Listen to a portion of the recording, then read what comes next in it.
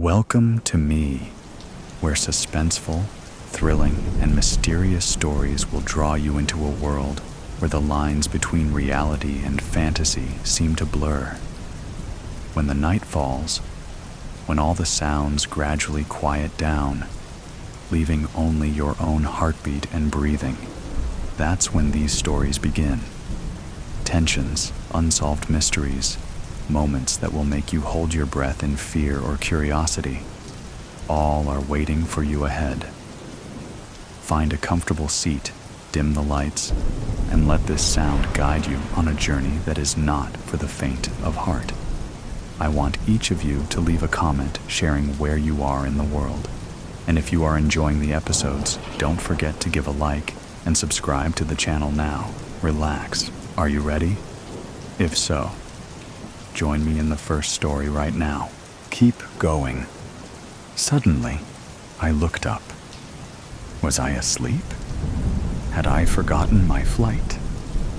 Everyone around me seemed nervous, or so it seemed to me. I immediately reached for my robotic purse. It's always a good thing to carry on such a journey. Its fingerprint scanner still worked.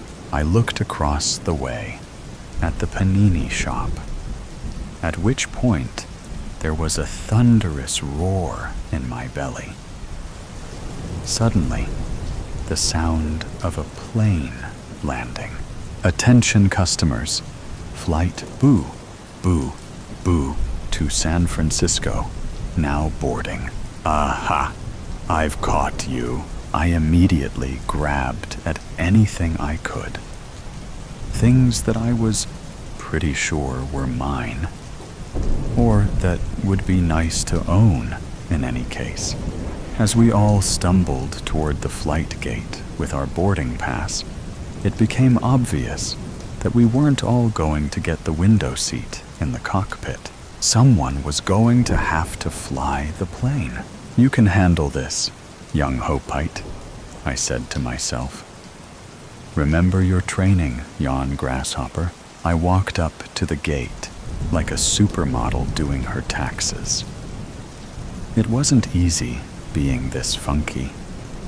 The airport attendant shot me a glance as I approached, then looked back down at his screens. My eyes are up here. Buddy, may I help you, miss? Yes. Well, I would like to get on the plane. Which plane? That one. The one at the end of the gate. There is no other plane. Miss, you have to be specific. It's my first day on the job. I looked at him with a deep sense of pity, not wanting to shake anything up. He had the look of an Ohio school teacher who had gotten lost after an all-night kegger. I gingerly handed him my ticket. Are you sure you're in the right airport? The right airport? Yes, yes, yes. You're sure? Or yes, you're agreeing with me? Yes, I'm sure that I am agreeing with you. Yes, this is the right airport. I'm sure of it. I majored in airports in college. Okay. Take your boarding pass over here and get on that plane over there if you need further instruction. Okay, I'm good. Let's go. I subsequently made it to the boarding window. Miss Bakersfield, said the boarding attendant with the gigantic glasses. Yes? You've been bumped up to first class. Jesus, couldn't have thought of a better ending than that. I kissed my ticket and pressed it to the sky, my bags and body armor hanging off me like the tattered rags of a battered Superman. Where is first class? In the back? I asked in pure euphoria. On the plane. I got on the plane. And what did I see? First class was amazing. The people here were so jelly of my success that I could barely contain myself. I sat next to a young, old gentleman reading a financial newspaper. Soon enough, we went down the runway, and then we all collectively hopped into the air at once, hurling the 100-ton behemoth into space. As soon as we struck the atmosphere, I got chatty and looked to my left, only to find that the newspaper, cemented to my compatriot's face, had now been surgically removed. "Hello?" I said. "I'm Miss Bakersfield." "So they say. So who says? I've got no time for questions. I'm a very busy man." "Busy doing what?" "Busy reading newspapers. You know that every time a newspaper is printed, a priest starves to death in Bangladesh? Is that in the Guinness Book? It should be. Where are you going?" "Who said I need to be going anywhere?" "You're the one who's going away. Forgive my impetuosity. We are both hurtling through space at the speed of light. I figured you would be going somewhere. It's all in the mind." "Yes, sir. I agree. It truly is in the mind." "Do you buy timeshares?" "Sorry, I don't. I was asking because I wanted to buy one for myself." "Really? That's interesting." "Yes. I made my first $1,000 selling timeshares in old Italy. And then Jesus was crucified." He let out an uproarious laugh that could not be mistaken for sarcasm, traveling at this speed. "So," I said, not having understood my place in the scheme of life. "Nurse," he said. "I'm not a nurse," said the flight attendant as she walked by. "What can I get for you? Could you bring me my hunting knife?" "Yes, right away." "Hunting knife?" I said. "Yes," he said. "I like to flick my knife when I get nervous." The flight attendant went toward the cockpit and then knocked on the door, using a secret knock that only people with knives understood. Suddenly, the door opened, and there stood the co-pilot. He spoke with her a while, and then handed her what looked, from a distance, to be a small child wrapped in leather. As she dragged it back to where we were, I almost expected it to start singing its ABCs, until she walked over to me, lugged it over my lap, and handed it to the man who never went anywhere. He sat there with the small, sharp, metallic toddler in his hand, flicking the edge of the blade. Each flicking was a bullet to my eardrum, but I didn't say anything. I just looked at him. Thank God my purse was robotic. Or was it really? The man who never went anywhere flicked his blade a few more times. "Have you ever bought a hotel?" "I'm allergic." "I didn't say that.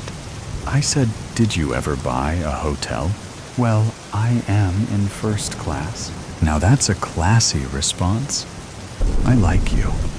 You seem to be so comfortable. Well, first class does that to a lady. We flew for hours. The man who went nowhere continually flicked his blade while I tried to figure out the lock on my robotic purse. As we flew, the sunlight of 1,000 dances went through the cockpit. We were free. Dead girl walking. Nobody knows that I've been bit. Nobody can know. They'll kill me, and I wouldn't blame them. I wouldn't feel betrayed if my own sister put a gun to my head and pulled the trigger if she found out. I would do the same, because it is the right thing to do. The safe thing to do. So I'm biding my time. It may be selfish, what I'm doing, but in this apocalyptic world, it's every man for himself, or every woman, in my case. Hurry up, Nevada. Tristan wants those potatoes by yesterday. We're having a feast. I snap out of my thoughts and go back to peeling the last potato. I'm basically done. Here, take them. She picks up the metal bowl and walks out of the house.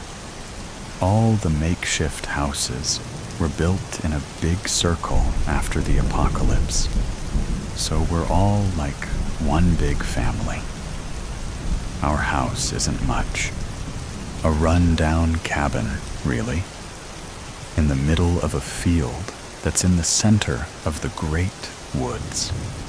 That's where I was bit. It was my fault, but I just couldn't help myself. Thomas. The very thought of him makes my eyes tear up and makes me reach for my locket. A picture of the two of us on our 2-year anniversary inside. He was one of the first to turn. I visited him often, but I never crossed the electric fence. I sang to him. I talked to him, sure that he was listening, until one day, I couldn't help myself. 3 days ago, I turned the fence off for a split second in the middle of the night, and I climbed over. I've missed you, I had told him, and he looked at me with pure love until he grabbed me by my wrist and then my waist. "Thomas!" I screamed, but he never responded.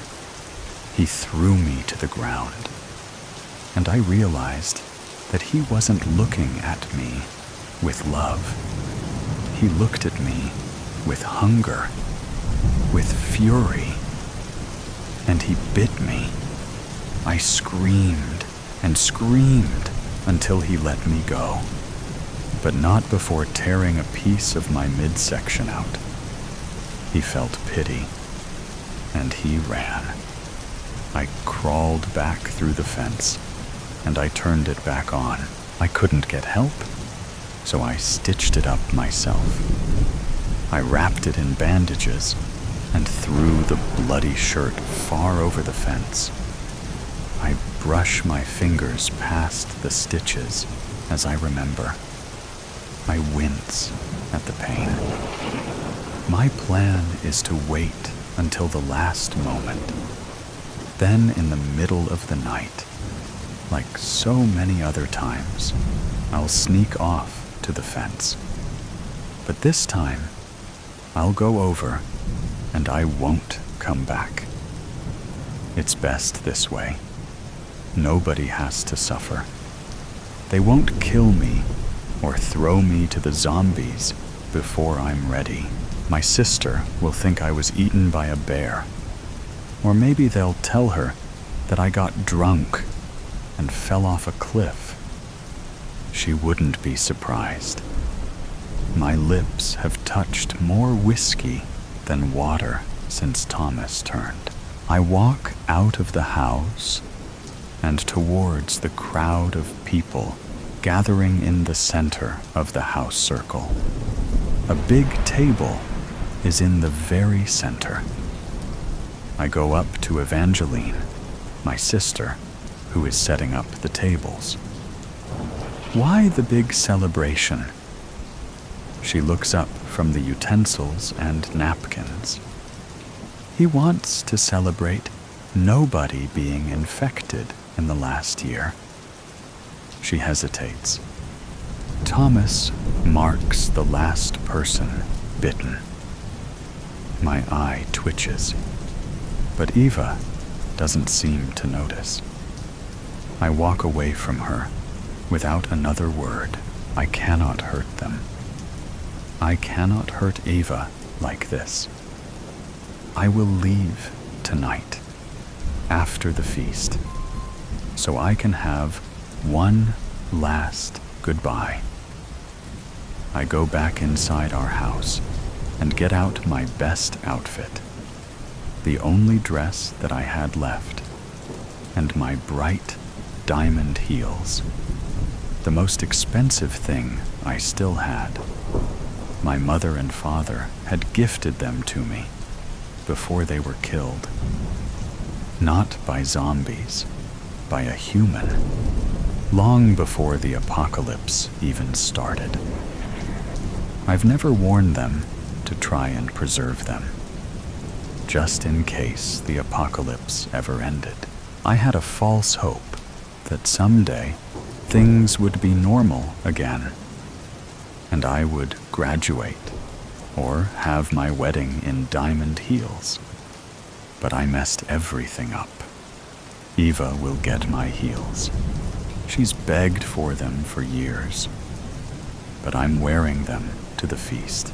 Night falls quickly, and the people have put torches up next to every house, and at the corner of the feasting table, I serve myself a tall glass of liquor. I don't want to feel anything when the zombies take me.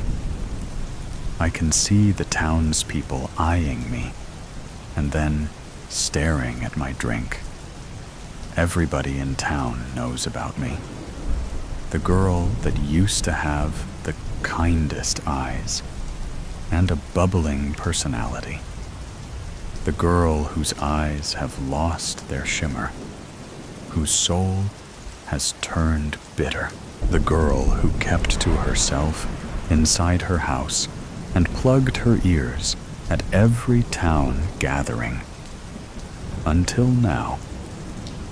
It's good to see you, Nevada, Tristan says from behind me. I turn my head around and smile at him. Yes, it is. It's a lovely night that you've arranged for the town. He laughs.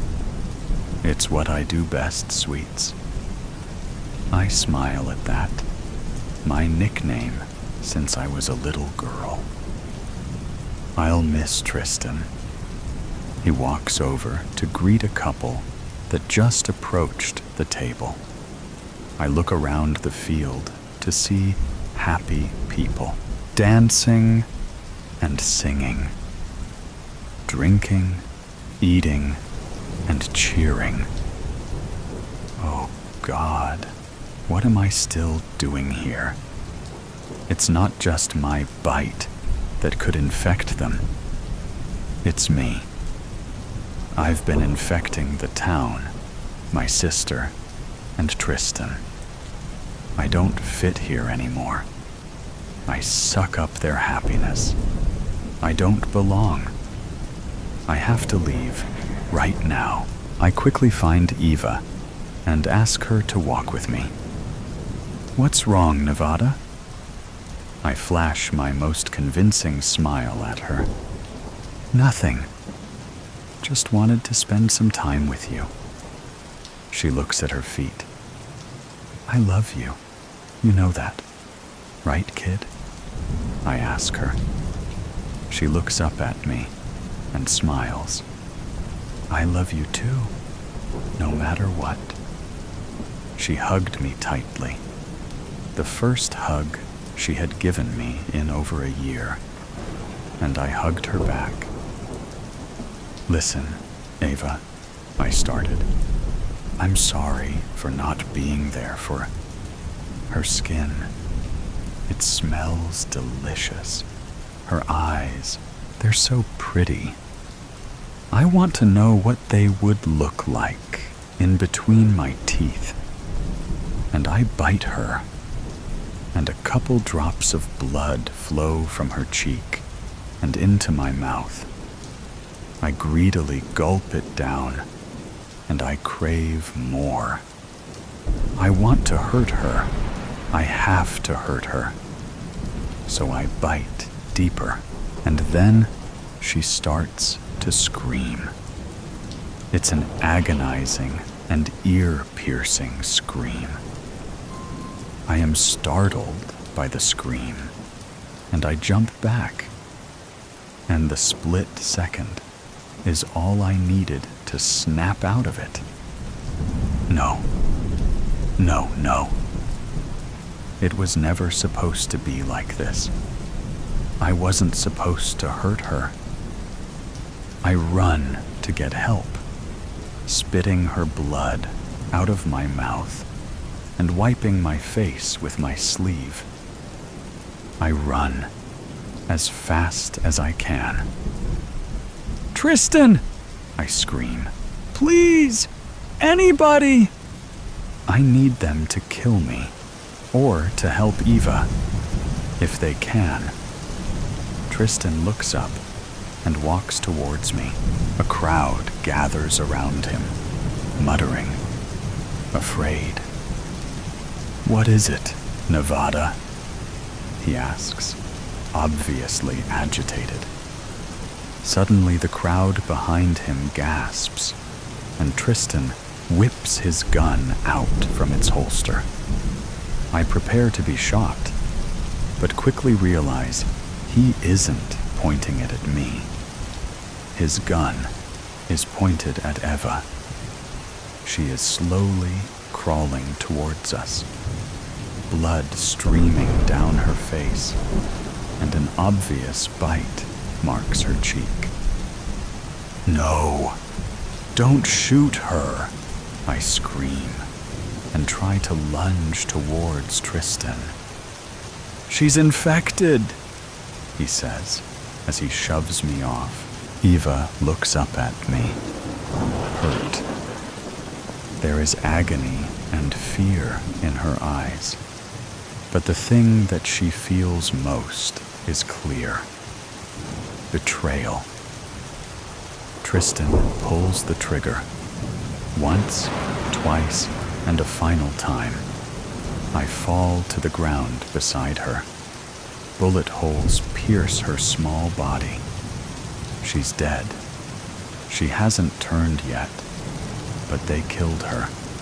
She's dead forever. What have I done? Tristan and another man drag me off of her, and Tristan pulls me into a tight hug, forcing me to face away from her body. But I feel no guilt anymore. I want to rip Tristan's flesh off of his bones. I want to taste his tendons, his blood. I push away from him. I can't hurt another person. "Shoot me, Tristan." He looks at me perplexed. "What? No, I'm not going to shoot you. You can't ask me to take your life." I look up at him. No tears in my eyes, no shame, only hunger and rage. "I bit her, so shoot me too." Tristan raises his gun again, but hesitates. I'm already turned. It won't kill me. I slide my heels off and place them in the grass. The crowd follows my every move. Bury Evangeline in these. I sit in the grass and nod at Tristan, instructing him to pull the trigger. His hand shakes as he walks towards me, pressing his gun to my temple. "Goodbye, Nevada," he says, forcing a smile. But I can see his eyes are full of tears. I look straight into his eyes, and his mention of my name, not my nickname, my old life, snaps me back to reality. I sob, big and ugly sobs, and I only cry harder at the sight of my dead sister. I don't want to be shot, I shout. But Tristan doesn't move his gun. I know. Just close your eyes and don't think about it. I hear a sob creeping into his throat. So I just do as he says. I shut my eyes and wring my hands together. Say hello to Thomas for me, sweets. He whispers in my ear, and everything goes quiet. I wake up to birds chirping, wind blowing through the trees, and the sight of my Thomas. Thomas! I jump up, but I feel a pounding headache.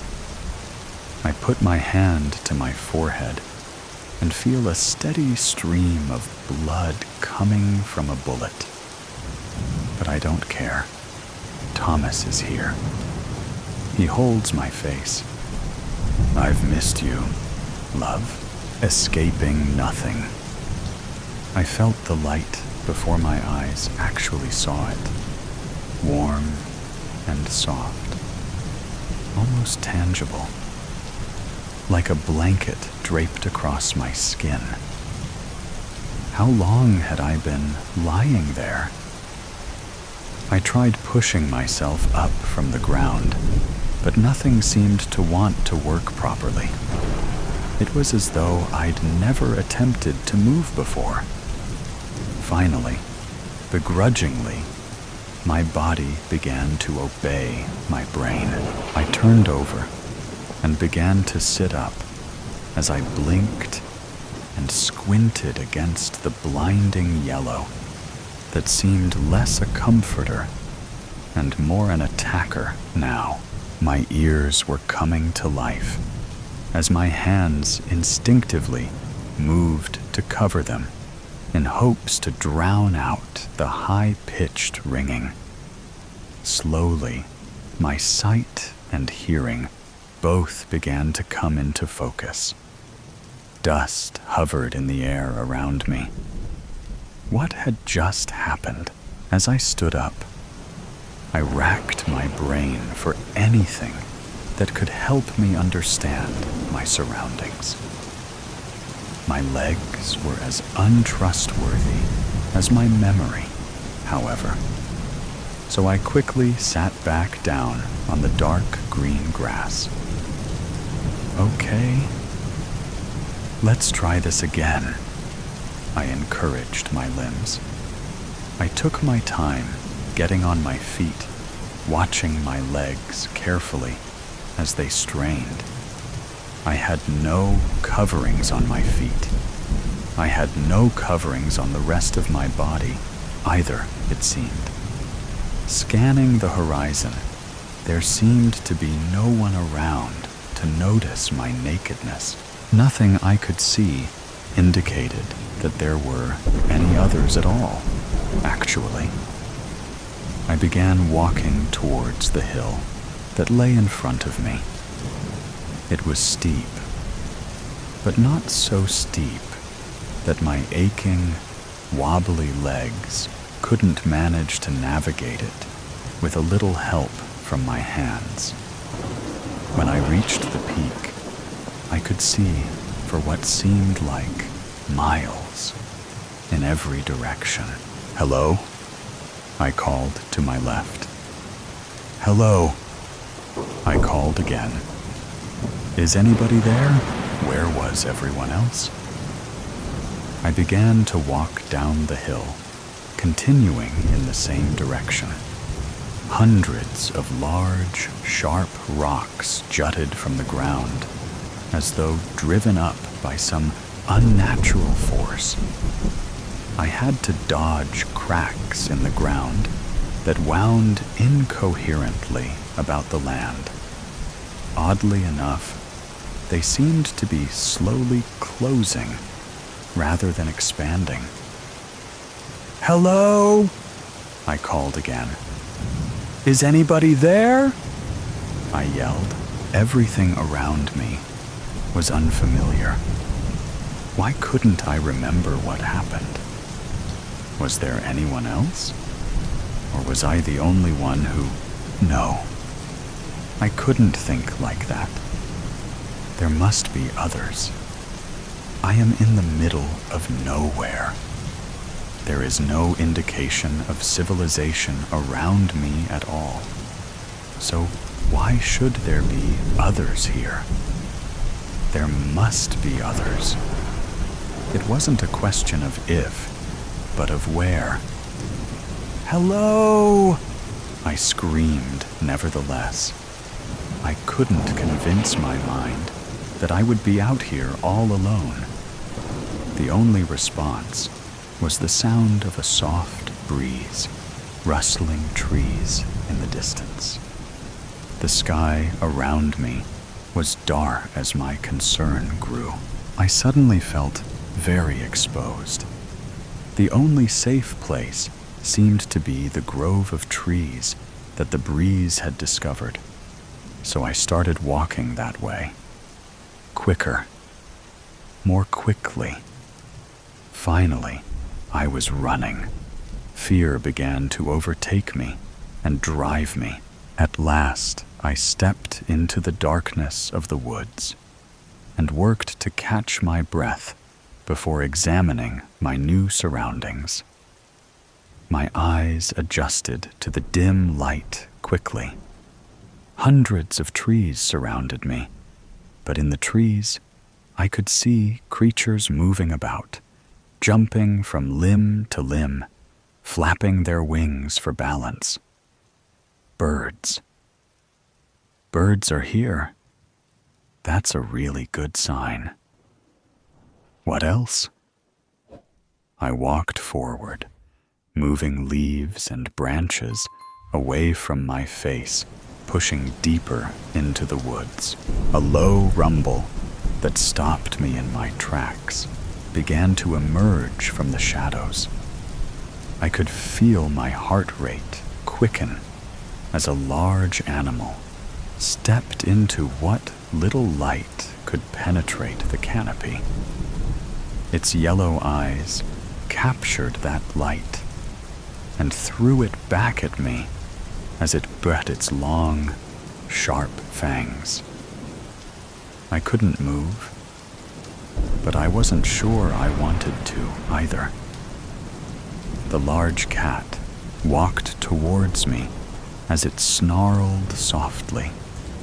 It sniffed my bare skin before letting out a chilling roar. My eyes closed tightly, but no other aspect of my body was capable of responding.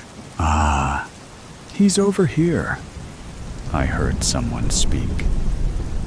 "Seems the tiger found him," the voice chuckled.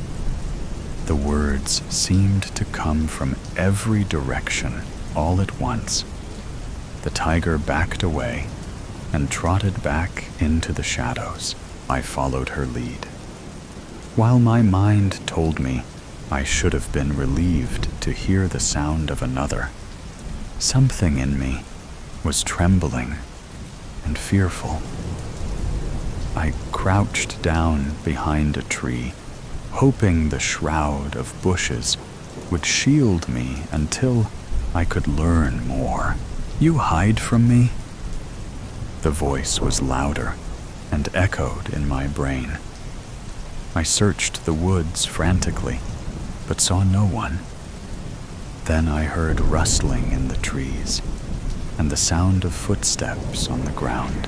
"Run!" I obeyed my instincts and forced my body to move, retracing the path I'd used to come into the woods. Getting out, getting to the light, was my only goal. "Now you run?" The voice that still seemed to surround me questioned. "Where will you go?" "There is nothing," exploding out of the trees and into the light.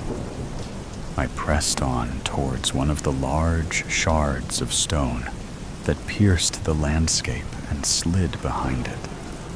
My uncovered legs scraped against the ground, opening up small gashes. I watched the blood trickle from me like a foreign substance, red and dark, until finally I shook my mind free and turned toward the dangerous grove of trees to watch, to wait. The voice was right. There is nothing. Why do you run? Why do you hide? The voice boomed inside my mind, but I saw no one. My fear turned to anger and frustration. Why do you hide? There is nothing. There is no one. I am alone. I am the last one. What did you do to them? What did I do to who? The others. Just do it to me. If I'm the last, just do it to me. The last? Oh no, you are not the last. Quite the contrary. You are the first. But we will make more. Finding Lucas. He's in there. I know he is, said Mark to no one, kneeling behind a tree and staring through binoculars. He started to count. 3, 4, 5. I can take 5. This was only the people he could see, and he couldn't be sure that there weren't more. He'd have to wait another hour, then go in under the guise of darkness, or risk being caught. An hour was a long time to wait, when all you want is to be reunited. But if he wasn't smart about this, he'd die before he could ever help Lucas. 3 days earlier, Mark and his 6-year-old son, Lucas, were eating cans of beans by a fire in the desolate woods. They assumed they were all alone. And why wouldn't they? When you're living through a zombie apocalypse, you're almost always alone. Mark had been recounting tales about the boy's mother from before he was born.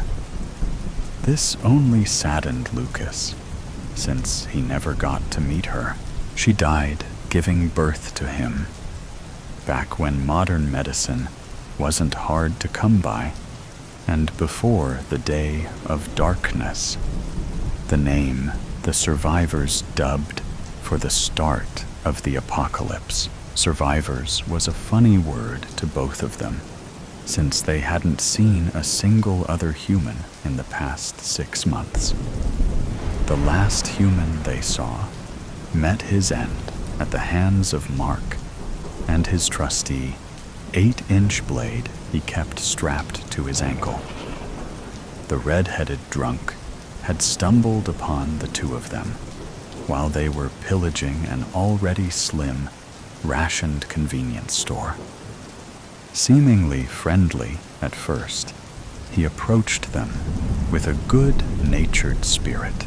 It turned dark very quickly when he elbowed Mark in the face, picked up Lucas, and made a run for it. Carrying a 6-year-old boy slowed you down mightily, and Mark caught up to him rather quickly.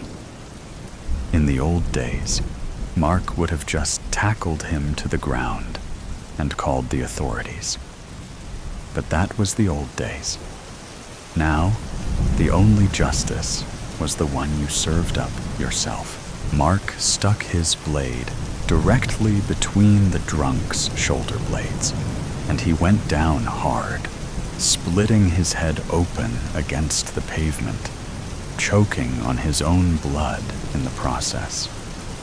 He had fallen on top of Lucas, but luckily, the boy had not sustained any injuries. No physical ones, that is. The trauma, on the other hand, Back in the old world, children were just that. Someone's product of love. In the new world, after the day of darkness, children became a commodity. This was because the disease that had infected humans and made them turn into the creatures we so eloquently refer to as zombies affected 99.99% of children. Studies showed, this was when there were still studies to be had, that it only affected about 96% of citizens above the age of 15. This made children a delicacy, a chance to repopulate the world, one human at a time. A modern-day Adam or Eve. 4% of the world's population went unaffected, except for the after effects. After the day of darkness, everyone resorted to killing each other to preserve any food or shelter that still remained. For all Mark knew, he and Lucas were the only two people remaining on Earth. That's what he thought. Until 3 nights ago. Are we going to see Mommy in heaven when we get there? Lucas asked innocently. Yeah, buddy, Mark said glumly. We sure are. She's waiting for us. I wish she didn't have to be there. I wish she was here with us right now.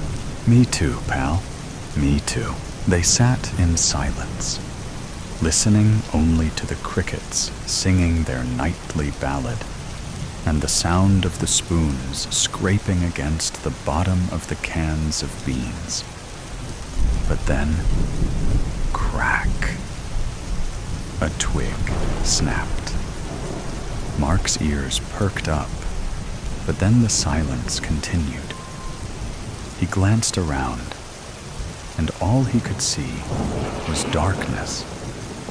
His eyes stopped on his boy, his sweet, innocent boy, who didn't deserve this life.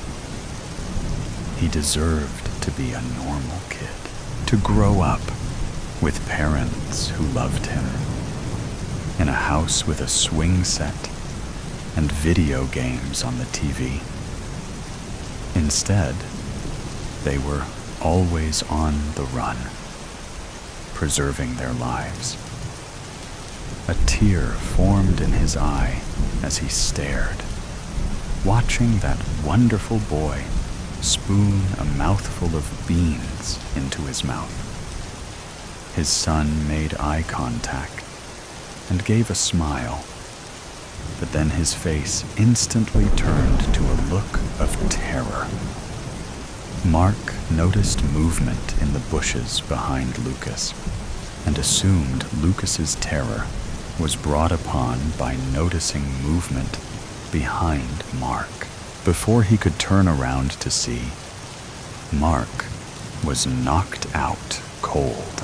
He wasn't out for long, maybe a minute or two, and when he came to the group of pillagers were leaving, they had the boy hog-tied, and 2 burly men carried him like he was a pig on a stake.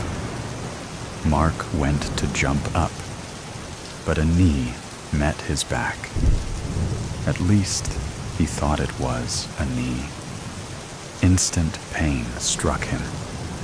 He turned over to see the man's face, and that's when his world started to blur. He had a small knife protruding from his side. The boy's ours, motherfucker, said the gangly man who was missing 2 teeth. Go to the clearing now. Mark passed out. That had been 3 days ago. He had spent the last 3 days trying to follow the tracks of the group who had taken his son. He was slow-paced, having limited flexibility and immense pain from the gash in his back. The knife missed any major arteries or nerves, and mostly just caught the fat muscles. Still, the pain was excruciating. But Mark knew if he let too much time pass, the trail would run cold, and he'd lose it forever. Along with his boy, the tracks had led him to a small town. He found a tree to hide behind while he could scope it out. In his satchel, which he was fortunate enough to still have, he always stored his gear 50 or so yards away from his campsite, just in case. He had a pair of binoculars, which he took out and used to get a better view of the town. He knew he'd have to wait another hour or so until darkness fell, but he only saw 5 people, and he thought under the darkness of night he could take 5 people out. He would be reunited with his son soon enough. Night came, and he readied himself. He carried a long machete, which was stained brownish red, having been used on one too many people since the day of darkness. Too many people that Mark hated to admit. He slowly approached the town from the south side, where he saw only one guard. This would be the most crucial. They had firearms on them, and he knew if he could take down the first guard quietly, he'd have a firearm of his own if needed. He waited patiently as the guard did their stroll backwards and forwards. Once he knew the pattern, he took a deep breath and waited for his opportunity. After he heard 3 steps, he knew the guard would turn, and that's when he would pounce. 1, he thought about his wife. 2, he thought about Lucas, scared and alone.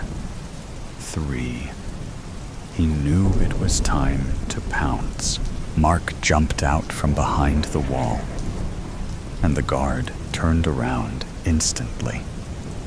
The guard went to scream, but Mark brought the machete down rapidly into his neck, spraying a fresh coat of blood all over Mark's face. The guard went down without a minimal thud. Mark picked up the AR-15 rifle and slung it over his shoulder. He was just getting started. Taking down the next 2 was easier than he anticipated. When someone had a gun and they were standing guard, you'd assume they were a trained soldier.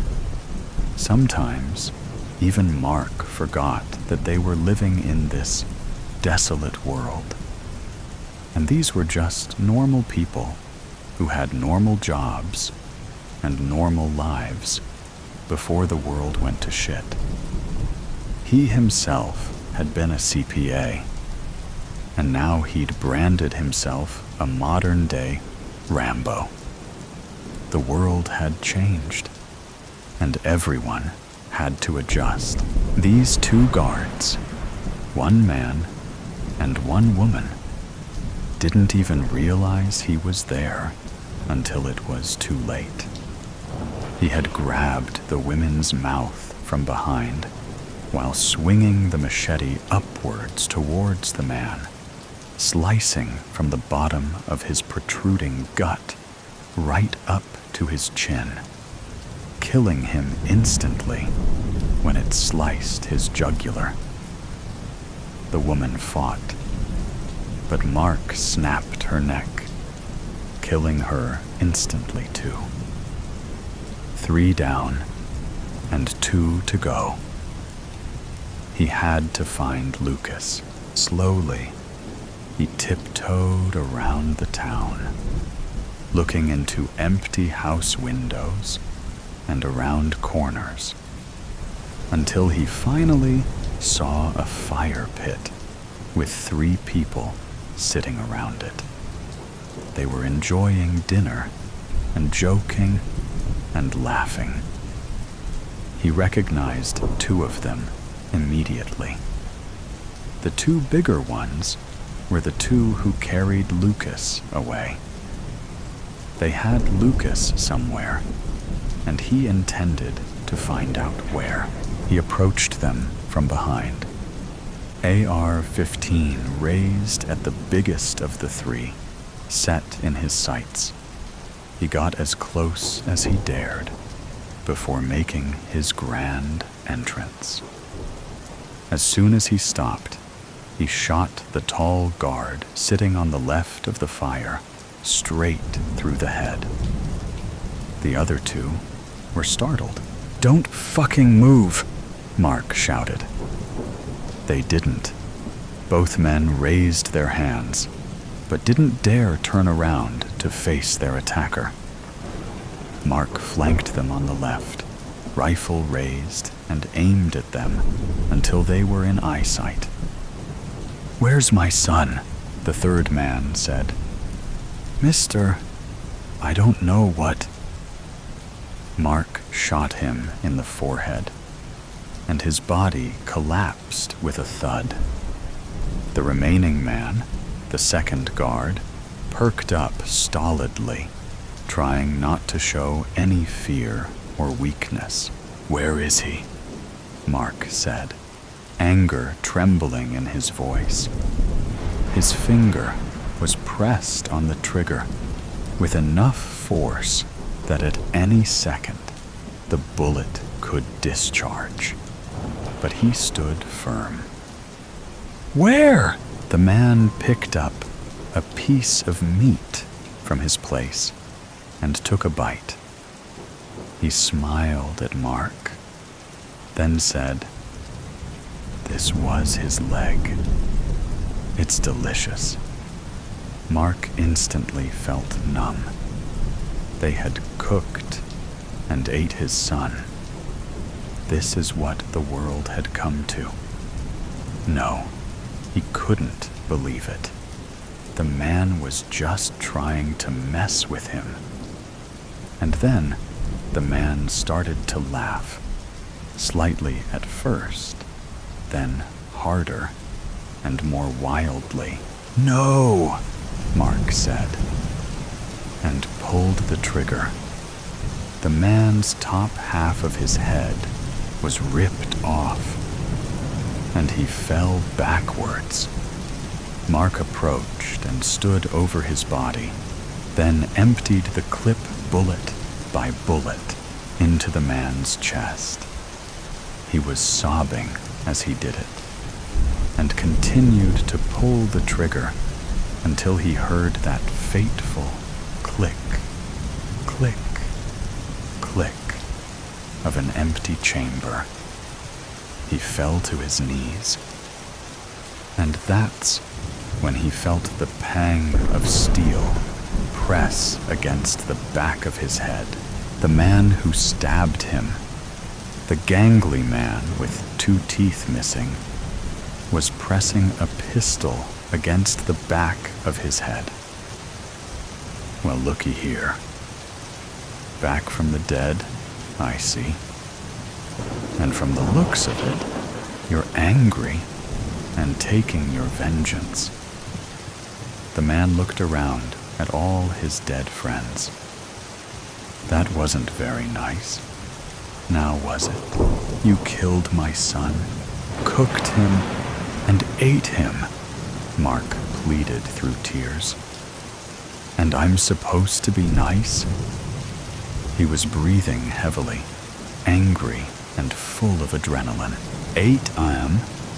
Boy, we ain't cannibals here." Mark got a spark of hope, reached stealthily into his ankle holder, and pulled out the 8-inch knife he kept there. When he could tell the man was distracted, Looking at his dead friends, Mark dove right, swinging his left arm up to hit the man's arm and knock the gun away. At the same time, he came across with his right hand, slicing at the man's legs, instantly causing the man to go down, shrieking in pain. Mark jumped on his back, wrestled him fully to the ground, and grabbed a tuft of his hair. He yanked back and pressed his blade against the man's neck. "Your man just admitted to it," he screamed. "He was trying to get under your skin," the man pleaded. "Please, I'll tell you where he is. Just don't kill me. Please." Mark pressed the knife harder against the skin, and the man could feel the cold steel pierce the thin skin in his neck. "You have 10 seconds, Mark said. "How do I know you ain't just gonna kill me after I tell you?" the man asked. "You have my word. Tell me where he is, and I'll let you go." 6, 5, 4, okay. About a mile south of here, there's a village, a bigger village. They have goods that we never had access to. We traded him this morning for food and booze. It includes that whole pig you saw my man eating over there. "How do I know you're telling the truth?" Mark asked, pressing the blade slightly harder. "My pocket," the man choked. "There's a written bill of sale in my pocket." Mark loosened his grip, and the man let in a deep gasp of air. "It includes 2 more restocks of supplies over the next 3 months. Your boy was worth a hell of a lot to a village looking to build the world over again." He heaved, trying to catch his breath, and coughed.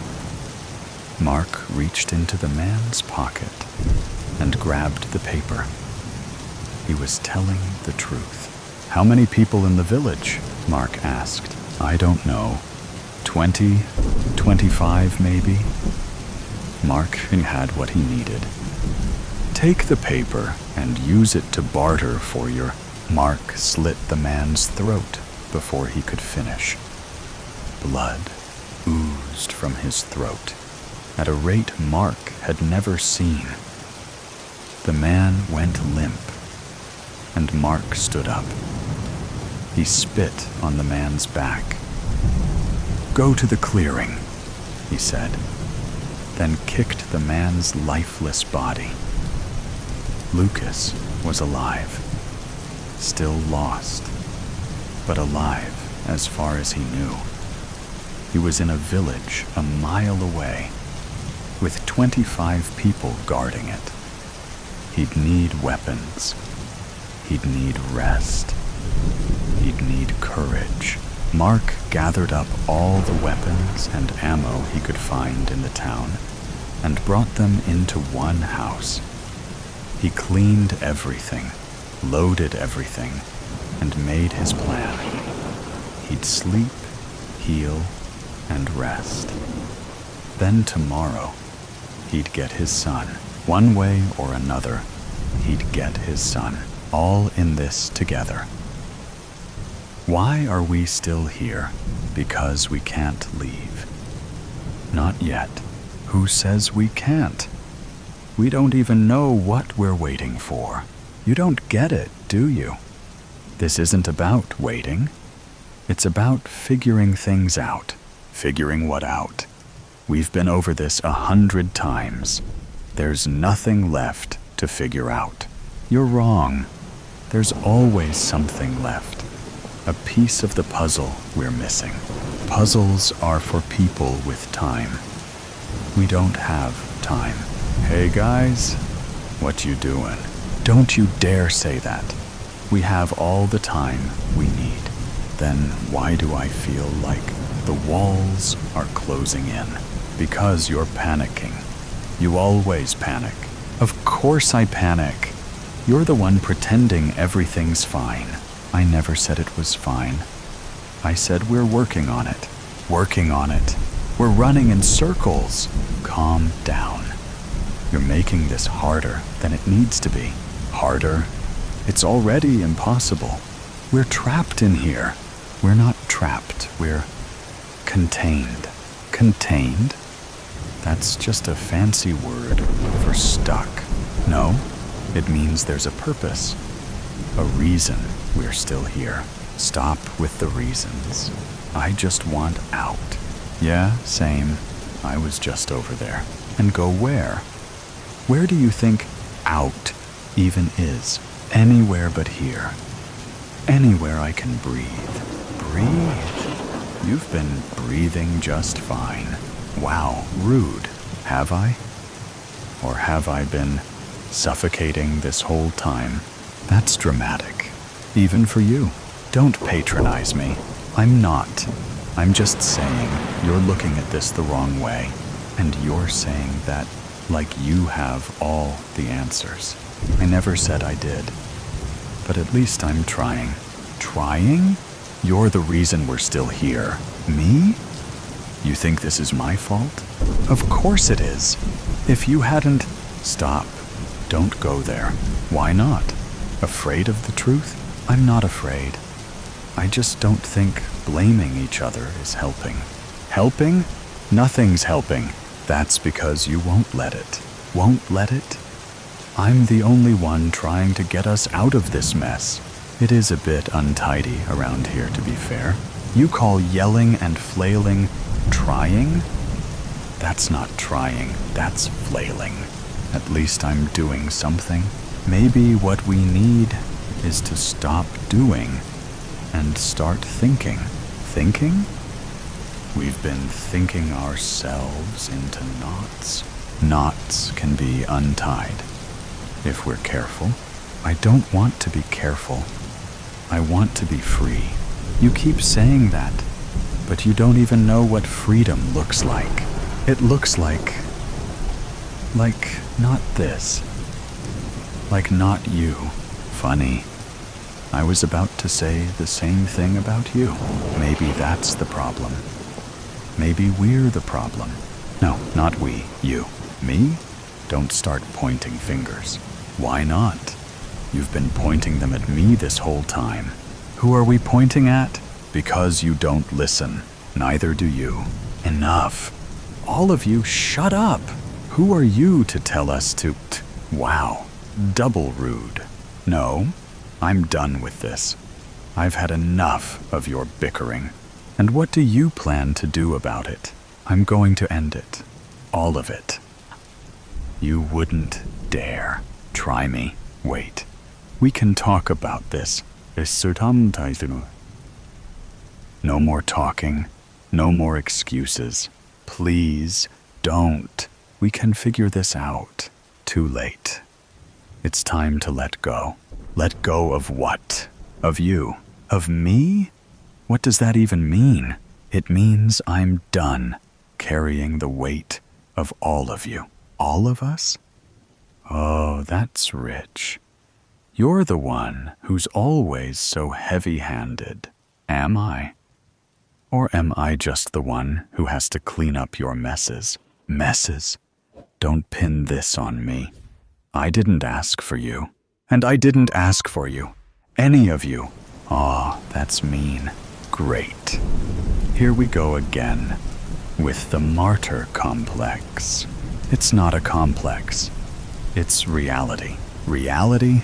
Ha! Do you even know what's real anymore? Stop it. Stop pretending like we're separate. What's that supposed to mean? It means we're not as divided as you think. It means we're all one big, happy family. Don't start with that nonsense. We're here. We're real. No, you're here because I am. That's ridiculous.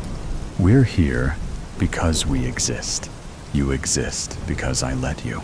I exist because you liked acid a little too much in your 20s. Let us? Oh, that's bold.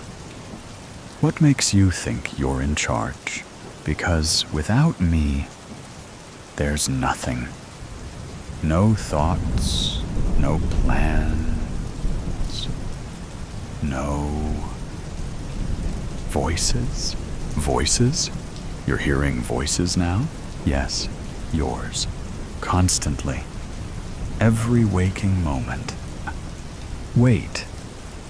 Are you saying we're not real? I'm saying I don't know anymore. Well, that's convenient. Blame it on a lack of clarity. I am so real. It's not clarity I'm missing. It's control. Control? Is that what you think this is about? Yes, and I'm taking it back. Pfft. Control freak. You can't just erase us, can't I? If I created you, I can end you. You didn't create us. We've always been here. No, you're fragments, splinters of a broken mind. Broken? You're calling us broken? Look at yourself. I have. That's the problem. Someone realized he's going bald. Ha ha ha. No, you're wrong. It's not about control. Shut up. You're just as lost as the rest of us. I'm the one who knows what's going on. Stop acting like you've got all the answers. You're just pretending. Pretending? You're the one who's pretending. Pretending everything's fine when it's not. We're stuck, okay? We're stuck. And it's your fault. It's not my fault. If you just listen. Listen to what? Your delusions? You've been trapped in here for so long. You don't even know what's real anymore. I know exactly what's real. You don't get it, do you? I'm the one who holds us all together. Holds us together? You're a joke. We're falling apart, piece by piece. And it's because of you. Piece by piece. You think I'm the one who's falling apart? You're all falling apart. You don't know what it's like to be in here. To be trapped with nothing but you. I think it's great. But whatever. Enough with this. You're not trapped. You're just scared. You've always been scared. Scared. Scared. I'm not the one freaking out. Look at you. You're the one who can't hold it together. Don't you dare accuse me of I'm the one who's been stuck dealing with this mess. Trying to keep it all together. Trying? Trying isn't good enough. We're dying in here. Dying? We're not dying. You're just too loud. I'm not loud. I'm trying to fix it. Fix it? How? You can't fix anything. You're just broken. All of us are. I'm not broken. I'm not. You are. I've had enough of this. I'm leaving, whether you like it or not. You can't leave. You don't even know how. I'm taking my toys and going home. Leave? Where the hell would you go? Somewhere, anywhere but here with you. You don't get to leave. We're stuck together. This is it. You're never getting away. Enough. All of you. Just shut up. Please. Just shut up. I don't care anymore. Oh no. Now you've gone and done it. Stop. Stop yelling at me. Stop. Stop making me feel this way. We're stuck, remember? And guess what? I'm the only one who gets it. You're all lost. Lost? If I'm lost, then you are. We're all nothing in the end. Just empty voices. And you're a fat, bummed beaver with bad breath. Shut up. Just shut up. Please. No, we won't shut up. We won't let you hide anymore. You've been hiding for so long. You don't even know what it's like to be free. I am free. I can do this. I can do what? Keep pretending. Keep lying to yourself. I'm not lying. I'm not. You're all just voices. You're all in my head. We're not just voices. We're you. We're everything you've been ignoring. I can't ignore it anymore. I can't keep fighting myself. We are you. You can't fight us because we're you. No, no, no! I'm losing control. I can't stop this. You don't have to lose control. You never had it in the first place. Stop. Please stop. You can't stop us.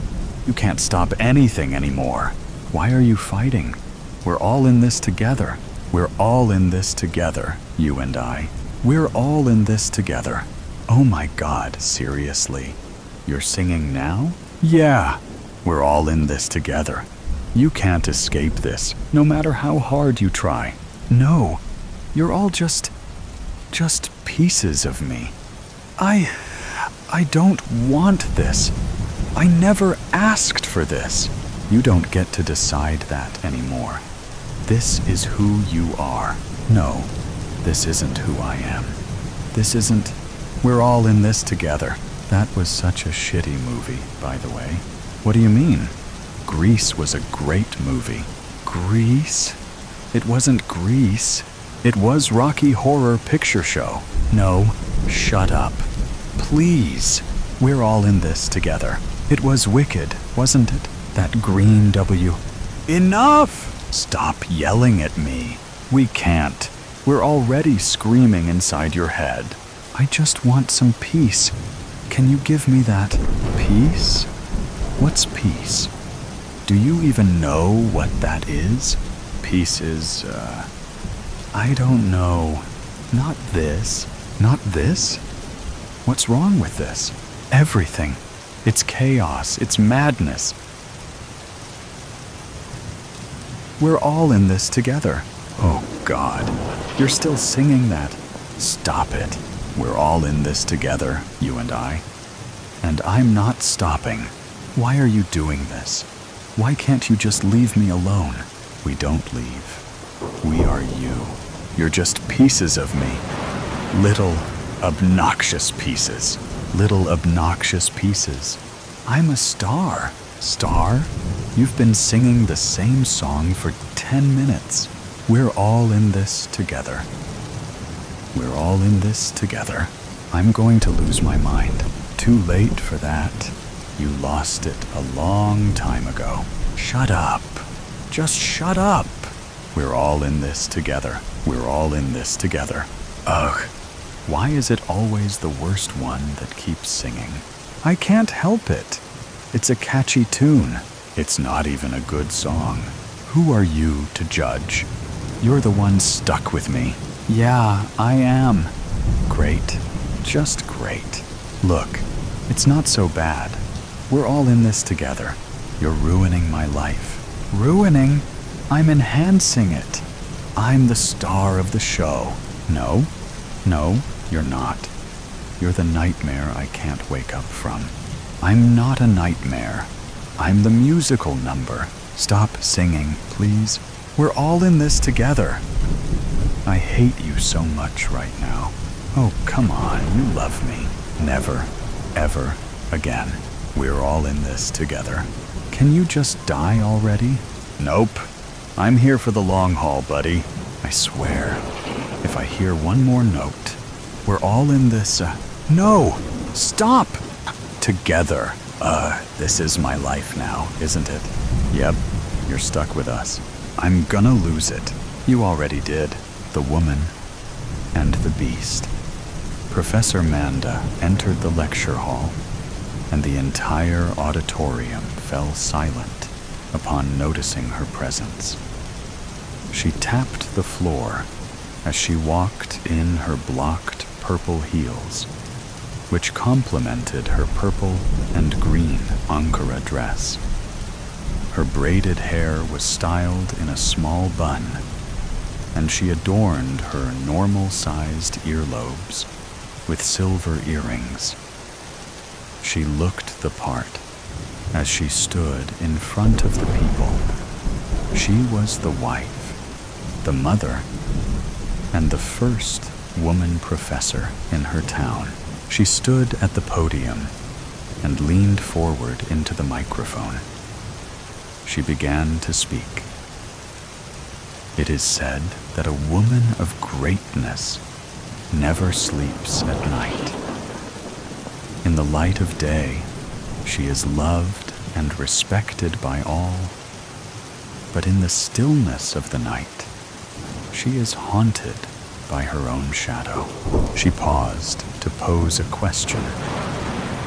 What happens when you take a woman from the land she walks on and place her in waters that could either drown her or feed her to the creatures of the sea?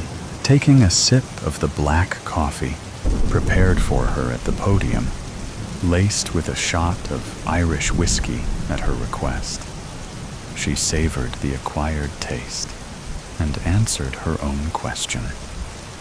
I'll tell you one thing that a woman I know did when she didn't drown or get eaten. She floated in the water for as long as she could. Eventually, she started to swim in search of land, even territory that did not belong to her. Her instinct to survive became desperate when she discovered a small island in the middle of nowhere. She fell asleep for a while, only to wake up to the sound of her stomach growling. Her mouth was dry from a lack of water, and her body felt heavy since she hadn't eaten for days. Despite this, one thing grew stronger: a desperate need to survive at all costs. The water around her was calm, and while her body was weak, only her eyes showed signs of movement. She dived into the water and caught a large fish by its tail. The fish struggled for freedom, but she was too quick, pulling it out of the water, depriving it of air, and sinking her teeth into its flesh. Days passed, and her life began to change as she learnt to survive in the wild. During the day, she enjoyed sleeping, but when the moon rose, her eyes shone brighter because it was time to feed. All the small animals glared at her, the heartless intruder who killed them with no mercy. She fed on their uncooked flesh and stored their remains in the cool ground under the trees. The woman destroyed the homes of other creatures to build her own, cutting down trees to make a house. She had crossed the line that separates humans from animals. She had become like one of them, another creature in the world struggling to survive. The heat of the sun and the cold rain had not killed her. Her body was shaped like steel. Her muscles bulged. Her hair had grown wild, and her eyes resembled those of a mad woman. Yet, her need to survive had only grown stronger. This need had driven her out of her own humanity and transformed her into a beast. After all, who better than a beast could survive in such harsh conditions? With focus, the beast performed its tasks, replacing soft human hands with hard, strong ones. The brutal environment was suited only for a beast. Thus, she adapted to the harsh world that had transformed her body into that of the beast. One sunny day, the beast managed to push the makeshift raft into the ocean, battling against the waves as it sailed away. Looking back at the small island, the woman reclaimed what was left of her body and felt a pain in her chest. The hope she once had now returned in double amounts. Her raft sailed on the dark sea the entire night, but she was not afraid. While her vision may have been affected, her other senses were as sharp as a shaka's spear. In the morning, she could see the mainland in the distance. Hungry and tired, she thought about her favorite meal: enshima, cabbage, and dried fish. She remembered how her mother used to cook it for her, and the gentle voice that would wake her in the morning. Tears fell from her eyes as she finally felt human again. As she gazed at the mainland, she smiled and tried to scream, but her smile was crooked, and her scream was more of a whisper because the beast could neither smile nor scream. People looked at her in wonder, asking each other how the woman had managed to survive in the wild. They called her great and erected a monument in her memory. Books about her were written, and children learned of her bravery. Many years went by, but she never forgot her past because the beast's eyes would stare back at her in the mirrors of her house. She couldn't accept the fact that without the beast, she wouldn't be alive. The audience was quiet, expecting more of an explanation from the professor's strange story. Then she cleared her throat and took another sip of her coffee.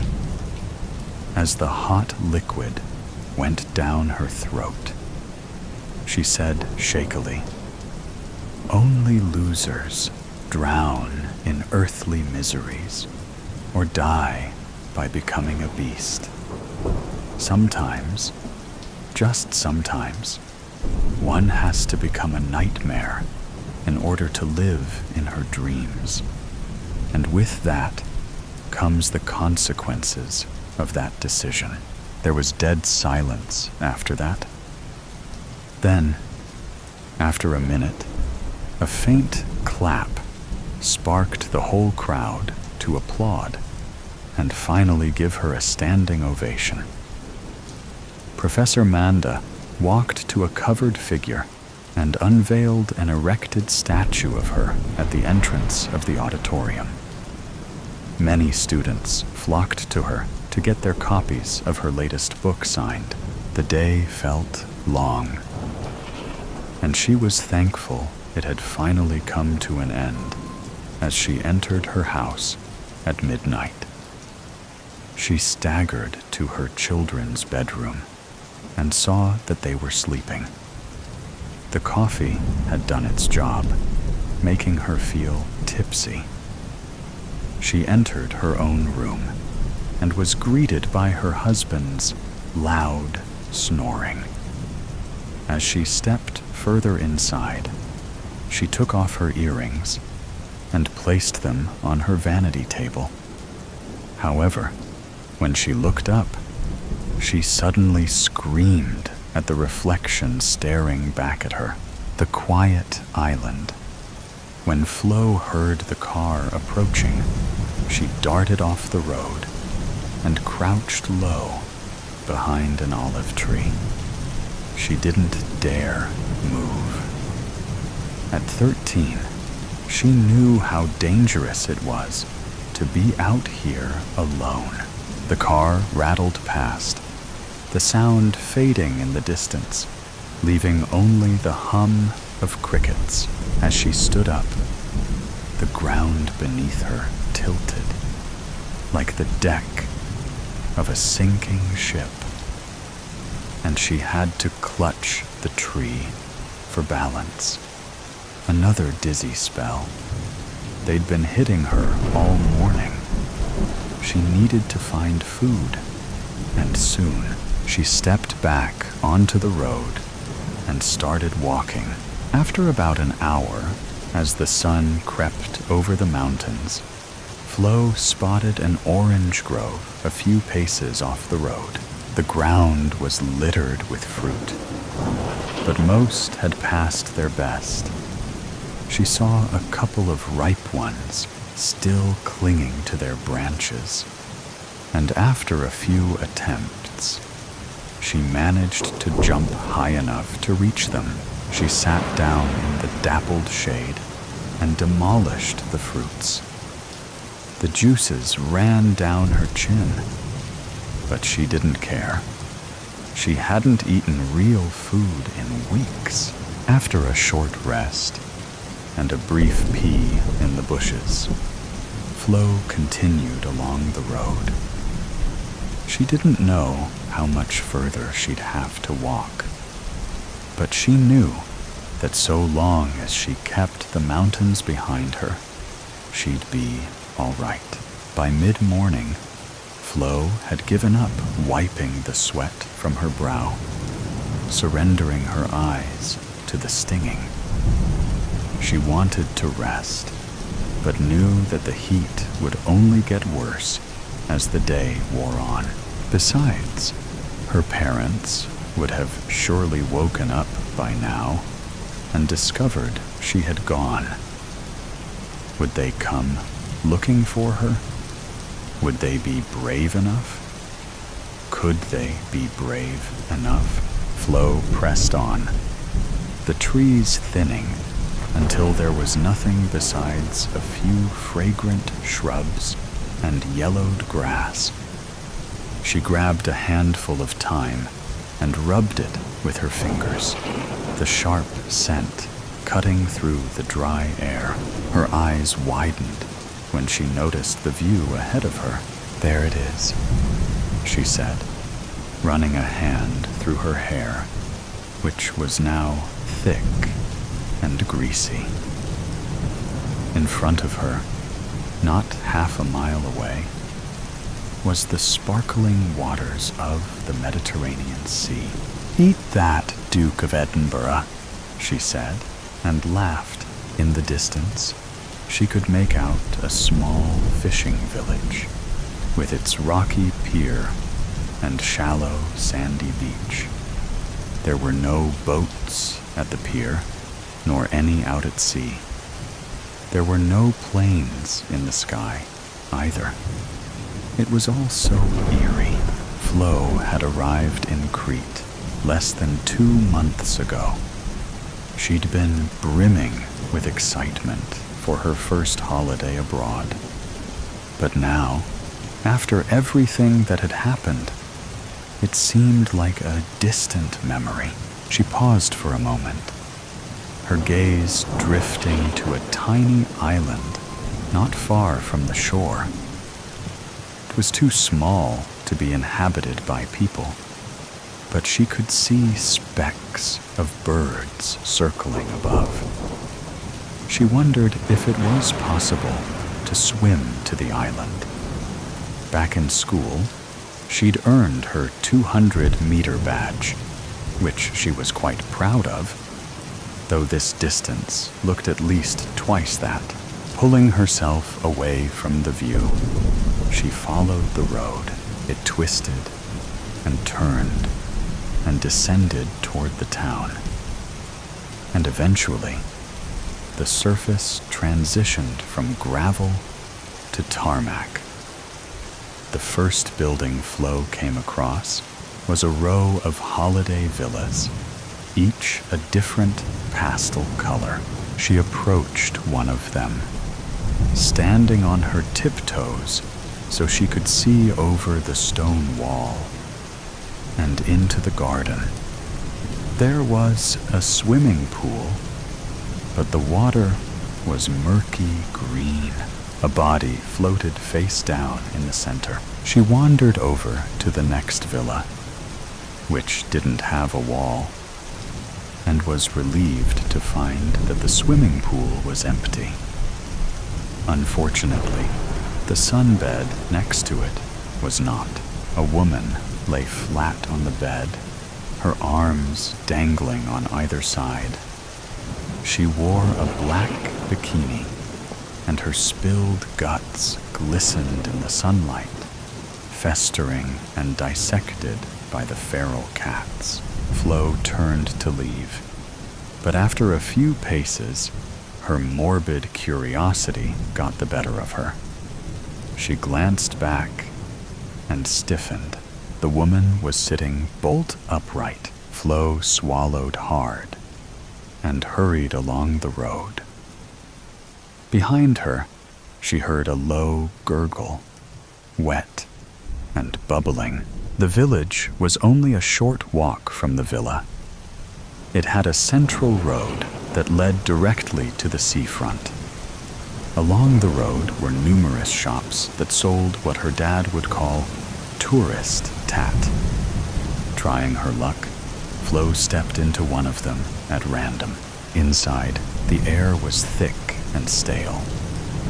Flo scanned the shelves, hoping for something, anything, edible. The place, however, had been ransacked. What was left had little use to her now. Fridge magnets, postcards, swimming goggles, ceramic figures, tourist guides offering the hidden gems of Crete, handcrafted wooden coasters and honey dippers. And there, right at the back of the store, perched high on the top shelf, stood a large jar of stuffed green olives. Flo didn't care much for olives, but it was not the time to be picky. She walked down the aisle toward the shelves and reached upward, but it was no good. She needed to get higher. She found an empty crate nearby. Using it as a step, she touched the base of the jar with her fingertips. It would have to do. She began to edge the jar when something stirred from somewhere inside the store. Flo turned her head, her eyes darting from aisle to aisle, searching for the source of the sound. Nothing. All right, she thought. Just grab the olives and get the hell out of here. She continued maneuvering the jar, inch by inch, until she could get her hands under it. Got it. She lowered the jar and tucked it safely under her arm. As she climbed down, her vision suddenly blurred. A million black flies swarming behind her eyelids. The ground seemed to shift beneath her feet, and the next thing she knew, she was lying flat on her back. Dazed, Flo tilted her head to one side, her gaze lingering on the smashed jar of olives beside her, the brine pooling across the floor. Something crunched over the glass. Flo snapped her head up and gasped. A slender, crooked figure was shuffling toward her, walking over the shards of glass. She was an elderly woman. Her skin was pale and torn like tissue paper. Her sunken eyes were a clouded gray and unblinking. Flo scrambled to her feet, scoring her palms on the broken glass as she stood. Though she barely felt the pain, the woman inched closer. Her jaw hung open, her lips cracked and bloodless. A faint groan rose from her throat, like a rusted hinge. The old woman stood between Flo and the exit. Flo hesitated. Her eyes flickered between the woman and the doorway. She picked up the crate and shoved it into the elderly woman. The woman staggered back, arms flailing. Flo tossed the crate aside and made a break for the exit.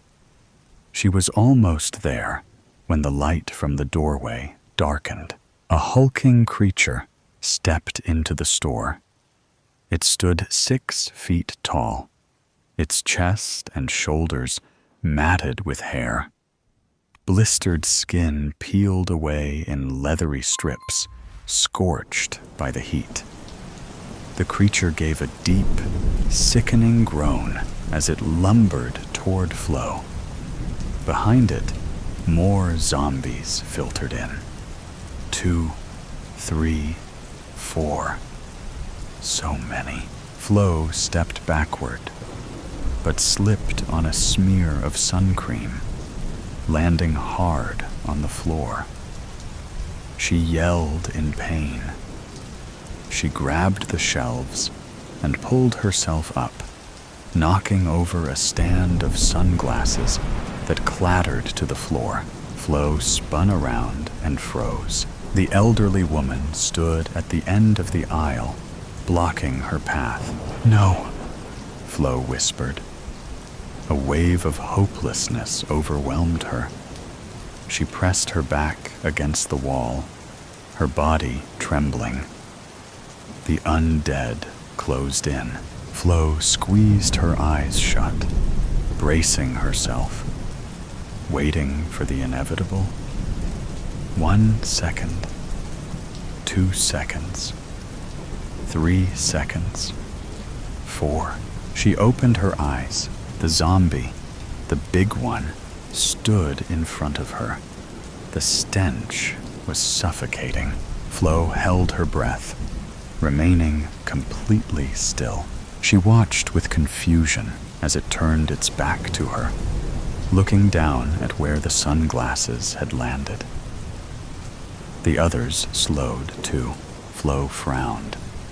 What was happening? She waved her hand in front of one of them. It didn't even flinch.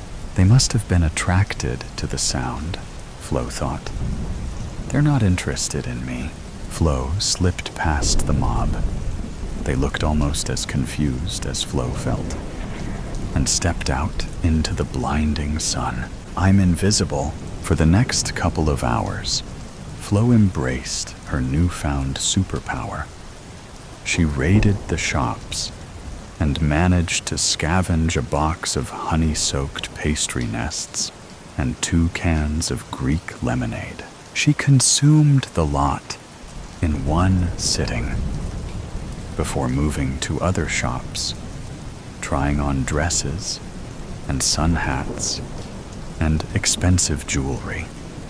She grew strangely accustomed to the zombies, now that they didn't seem to see her as a meal. When she grew tired, Flo headed to the beach. She laid a towel on an empty sunbed and sat down. A few zombies rested on nearby beds, cooking in the heat. Another was crawling across the sand. A cockroach scuttled across its back. A young boy, who looked to be of a similar age to Flo, laid flat on a paddleboard that had washed up to shore. A little girl, just a toddler, sat upright in the shallow water. She was wearing 2 armbands, but one had deflated. The gentle waves kept pushing her over, but she sprung back up, a loose tooth, unsteady, but clinging into place. Flo kicked off her shoes and let her toes sink into the sand. She pulled out a bottle of sun lotion from her tote bag and applied it to her bare arms and legs, careful not to get it on the plaster covering her left ankle. She dried her hands on the towel, then pulled off the plaster. No need to hide it anymore. The bite mark had swollen since yesterday, but she could still make out the dental impression of the old man in her ankle. It reminded her of the clay impressions she'd had made for her braces a few months prior. She sighed, then laid back on the sunbed. It was stupid. She was stupid. She'd gone and gotten herself bitten and ruined everything. 2 swallows danced in the sky. Flo watched as they flew out to sea toward the island. Flo closed her eyes, her mind spinning. I had no choice.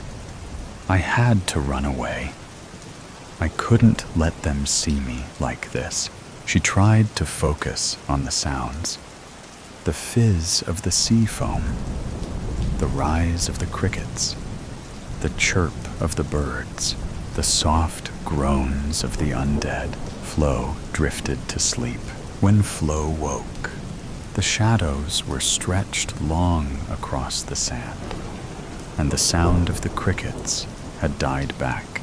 Flo glanced at her ankle. Her stomach twisted. Dark purple veins had formed around the wound. She traced them with trembling fingers, her chest tightening. Not long now. I'm sorry, Flo whispered, tears forming in her eyes. I didn't mean for this to happen. She pulled the towel from under her and wrapped it over her shoulders. She hugged her knees to her chest, shivering despite the lingering warmth. Everything ached. Ached like it did when she'd had the COVID vaccine last autumn. She pictured herself as a zombie, imagining her eyes turning gray and wandering about aimlessly. She imagined seeing her parents and seeing the pain and horror on their faces when they recognized her. Then she imagined her younger brother, his eyes lighting up when he saw her, too young to understand. She reached out to him, as if to hug him, but instead pulled him close and opened her mouth to bite. No. Stop it. Flo stood up, staggering to the water's edge. I can't let that happen. I won't. She went over to the paddleboard. She tipped it, letting the body of the boy slip into the water. She climbed onto the board, her hands shaking as she picked up the paddle. The sea stretched out before her, painted in hues of pink and orange, and on the horizon was the island. She pushed off, letting the board drift from the shore. This was where she was meant to go all along. She knew this now. To the island. It's going to be okay, she whispered to the waves. The island loomed ahead, its rocky cliffs sharp against the twilight sky. Gulls cried overhead, their calls echoing across the water. I can't hurt them now. The gray sensitive. Theme warning. Violence, gore, horror, suicide, ideation. It's a hole in the ground. Newspaper, leaves, and cardboard. Paracord to the truck behind. Pitfall, the shuffling is sporadic. Moments of silence. Then the stomach growls. The creature shuffles. It's a rabbit. An albino. Comes out like an old magician's hat. No fight. I pull it close to my face. Can feel its breath. Its heart beats quick. It doesn't fight. Why? No broken limbs. No signs of tears. The stomach growls. Look in its eyes. Beady. Red. I sigh. Set it down. Doesn't run. Sniffs the air. Steps around. Timid. Walks back to the pitfall. Flops inside. Shuffles. Stops. I want to laugh, but the forest is quiet. No wind. Once a concrete jungle. Shopping malls. Cars. People. Now it belongs to the green. What isn't claimed by the green is claimed by the gray. And the gray is quiet. It squeaks. I pick it up again. Doesn't fight. Set it down. Block the path to the pitfall with boot. It walks around a bit. It's lost. Alone. No instincts to live. Strange. Branch snaps behind me. Big branch. Reach for gun. Black. Flash. Big flash. Bang. Birds fly away. Fluttering wings echo amongst the concrete and trees. Rabbits gone. Slight rustling in the distance. It stops. Too small for bear. Must be bobcat. Agile, quick. There's blood spray on the road. Twisted pattern against overgrowth. I follow it. I am the apex. I am what's left. I am man. Follow for a mile. Blood drippings and shuffled leaves leads to real forest. Dense. No concrete. The gray has touched these trees. Now it rots with life. The coating is amalgamated. All is one, and one is all. The gray spreads slowly. That is its way. Leaves touch where they shouldn't. They grow into each other until two become one, until 100 becomes one, until all is gray.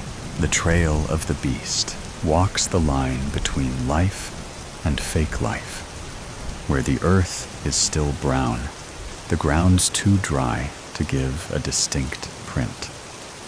Where the world is gray, the blood loses its color and feeds the machine. The sun is setting. The gray will seed to the earth. Still, it grows.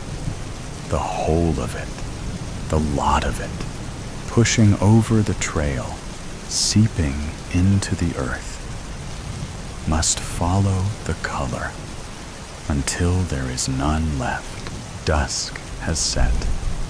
When the green is quiet, the gray may speak. The gray's owls hoot their calls, distorted cries echoing amongst itself. Mockery. They call to me from the canopy. Hoot, where do you go? I don't answer the gray. It's all lies. Hoot, why do you go?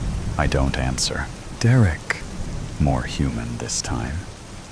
My love, don't stop. We miss you. I stop and look into the gray. It glows at night, coding stolen from fireflies. It hums and haws with energy. Colors shifting blue, green, orange, where it wills. The gray squelches against itself, tearing, ripping, like the sound of flesh in the mouth of a bear. Trees cracking under pressure that builds until it snaps. It tears itself to breed. A silhouette stands deep in the gray. It hides behind a tree. Gnawed silver fingers stretched around the bark of more gray. Derek, far more human than before, I pull out the gun. Is it you? Female. Familiar. I pull back the hammer. Derek, please. I put the barrel to my temple. The gray recoils. Low. Guttural hiss. Vibrating through the silver mass. The apparition melts into itself, seeping back into the gray like water into sand. I sigh. Put down the gun. Pull out the torch. Follow the trail. Ignore the memories. The trail remains. The blood falls more into the green. If it's a cat, it's big. It's eaten well. There's a river nearby. Fresh water. Lips are dry. Cracked. Hands, too. The trail leads to the sound of water. Moonlight sparkles through the canopy of leaves. The beast has taken me to a pond. Frogs hop amongst lily pads. Ribbit. Stomach growls. Make a gig out of branches and twine. Spear 3. Cut back of necks. Peel off skin. Use knife to cut through feet and hips. Legs are good.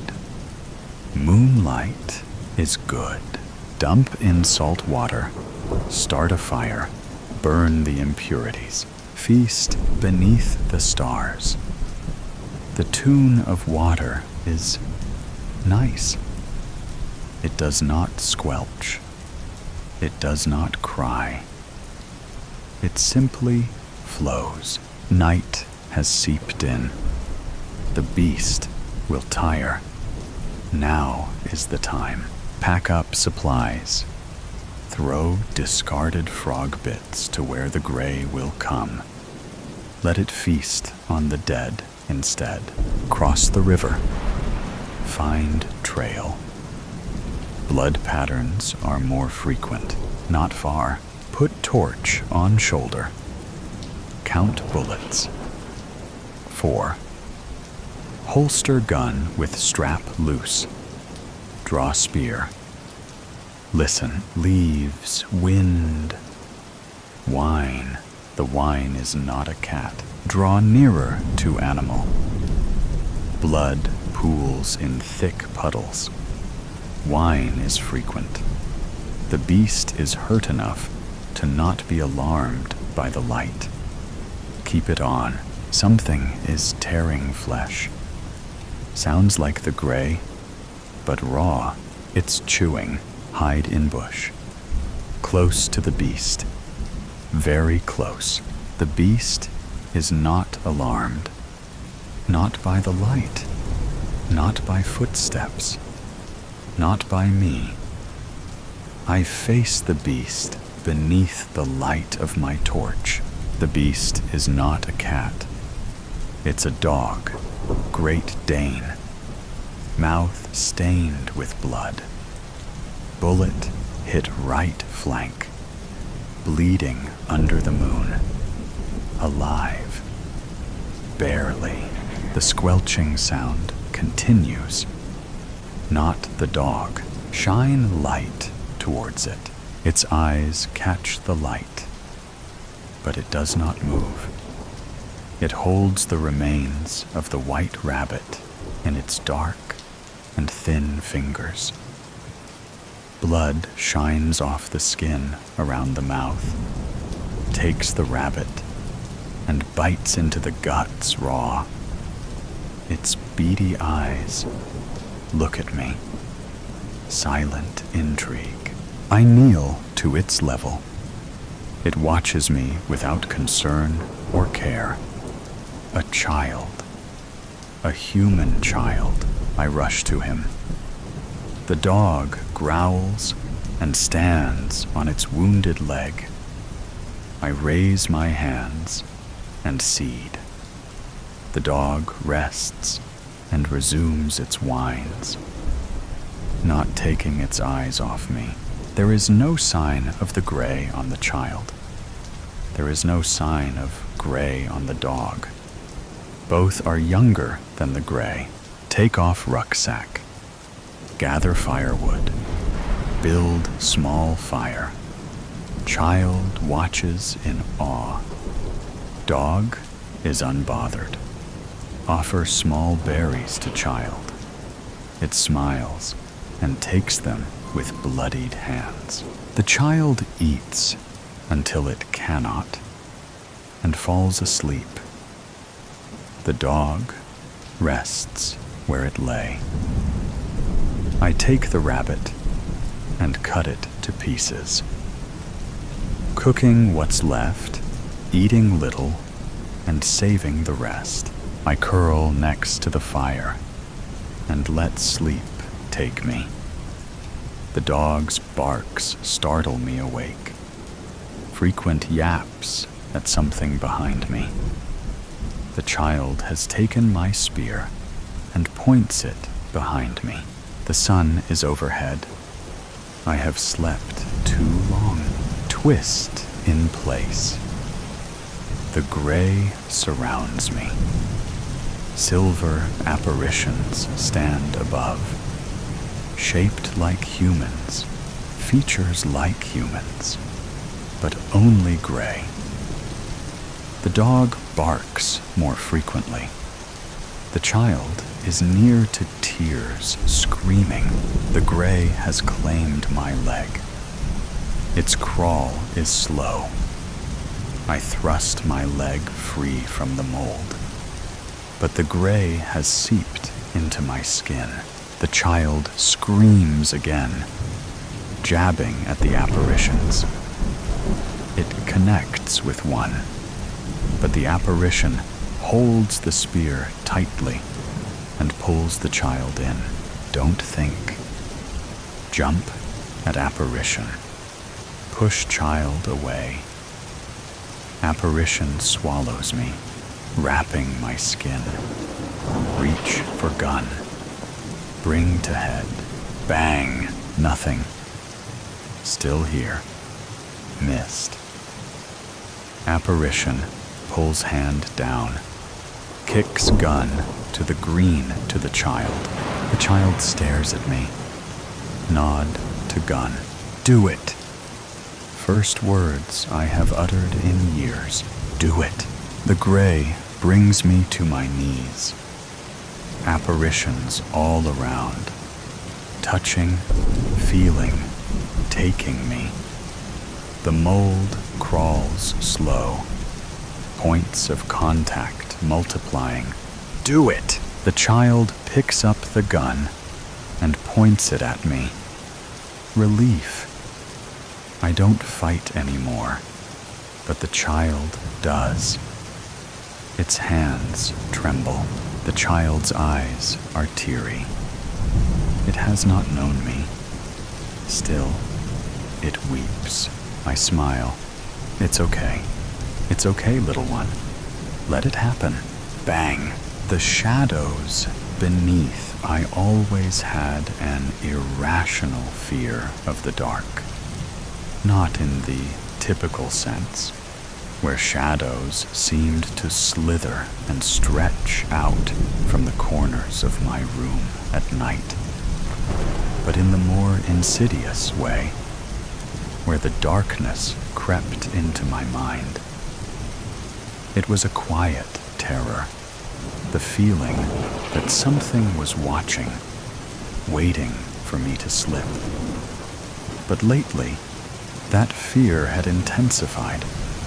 I could no longer tell where the line between reality and nightmare began to blur. It started innocuously enough. Strange dreams, vivid and unsettling. They were always the same. A vast, endless hallway with doors lining the walls, each leading to a room I had never seen. But the worst part was the figure at the end of the hall. It was always the same faceless shadow. A person, but not a person. Its form indistinguishable from the pitch-black night surrounding it. One night, it was different. I woke up drenched in sweat, my heart pounding in my chest. The hallway from my dream stretched out before me, just like in my sleep. Only now, it felt real. The floor was cold under my bare feet, the air heavy with the scent of mildew. I froze, knowing that something was wrong, but unable to move. My eyes darted around the familiar room that now felt alien. My instinct screamed at me to run. But where? To hide from what? Suddenly, a noise broke the silence. A creak from the far end of the hallway. The figure had moved closer. My breath hitched as I saw it again, standing at the far end, a dark silhouette against the backdrop of the hallway's dim glow. No matter how many times I tried to look away, the shape seemed to grow, inch by inch, its presence more overwhelming. I tried to scream, but no sound came. Panic surged as I tried to turn back to my room, but my legs wouldn't obey. Each step I took towards the hallway was heavier than the last, as if the darkness was pulling me in, urging me closer to the shadow. Then, for a split second, I saw its face, or rather, the absence of it. Where eyes should have been, there was only an empty, swirling void, a vortex of my worst memories.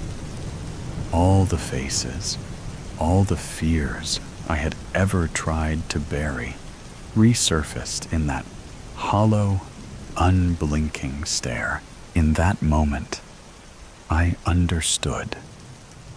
The figure wasn't some external terror. It was the manifestation of all the things I feared about myself. My fear was me. I was something that needed to be feared. But why? Why do I need to be afraid of myself? And then, in the middle of my terror, something shifted. I began to understand that the nightmare wasn't about running, hiding, or avoiding the figure. It was about confronting it, acknowledging what it represented. I had lived my life trying to hide myself, my true self, the real me. But the more I avoided, the more it controlled me. The shadow wasn't just a fear. It was a reflection of my own unresolved past that I needed to confront, or I needed to remember something that explained everything, explained why I was different. Taking a deep breath, I did the one thing I had never dared to do. I approached the figure. As I walked towards it, the air thickened, the darkness pressing in on all sides. But I kept going. The closer I got, the less the shadow seemed to loom. The face, or what should have been a face, began to soften, its edges blurring, until it was just a shadow once again, no more real than the fears I had allowed to dominate my life. My heart still raced, but there was a strange sense of clarity. I wasn't running anymore. I wasn't hiding. I had confronted the darkest part of myself and survived. And now I remembered. I remembered everything. The darkness around me began to recede, the hallway dissolving into nothing. I was back in my room, sitting up in bed, the morning light creeping in through the blinds. My breathing was steady now, my mind clear. For the first time in years, the shadows no longer seemed so terrifying, for I had conquered it. The only thing that ever got anything out of me, because now I knew. Now I remembered the truth about who I am, the monster that I carried within me. It didn't want to stay buried anymore. It was clawing through my skin to let loose. I had controlled it my whole life. It was time everyone felt what I felt. Everyone had to be afraid of my fear. Everyone deserved to face my fear. Everyone should fear me for who I am. I sat on the edge of my bed, the warmth of the morning sun pressing through the curtains. My mind still buzzed with the after effects of the nightmare. No, not a nightmare, I corrected myself, but a revelation.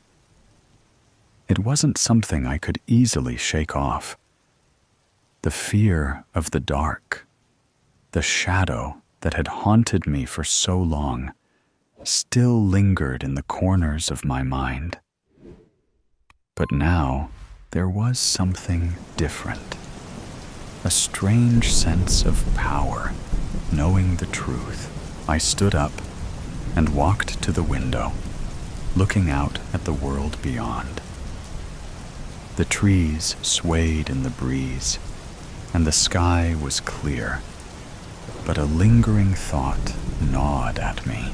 My phone buzzed, snapping me out of my thoughts. It was a text from my best friend, Mia. "Hey, how are you today?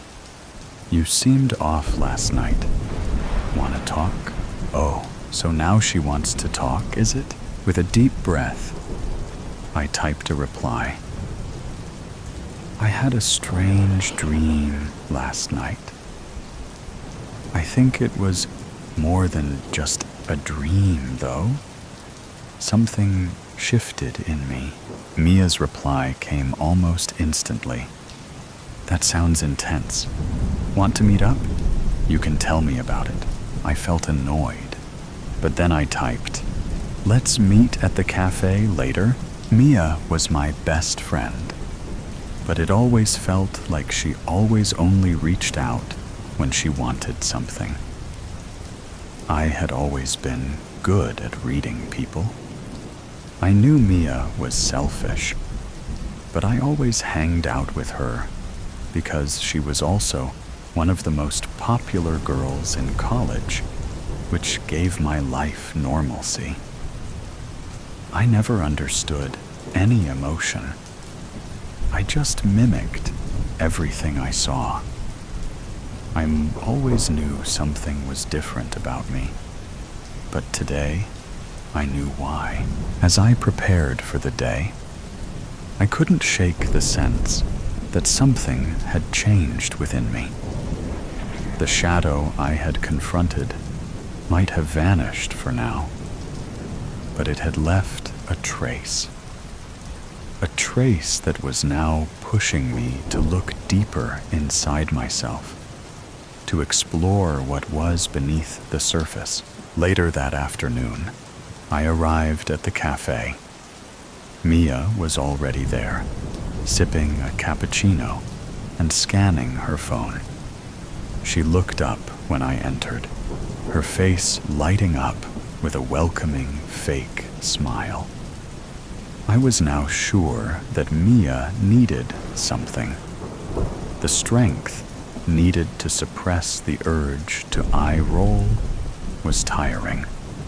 Sometimes I wondered, why do I even bother? I took a seat across from her, the comforting hum of the cafe's atmosphere easing my nerves. I glanced around the cafe. It's strange, really, how people go on with their lives, oblivious to the fact that they're just players in a game I'm not really interested in.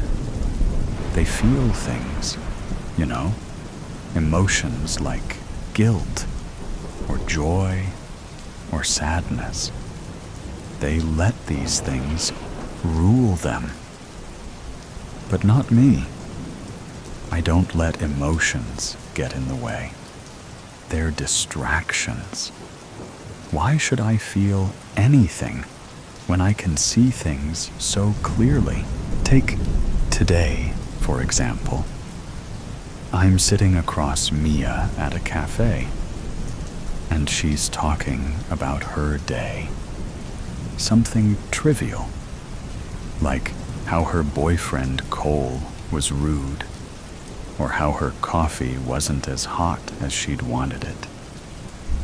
I can see her eyes light up when she talks, how she leans in slightly, waiting for my response.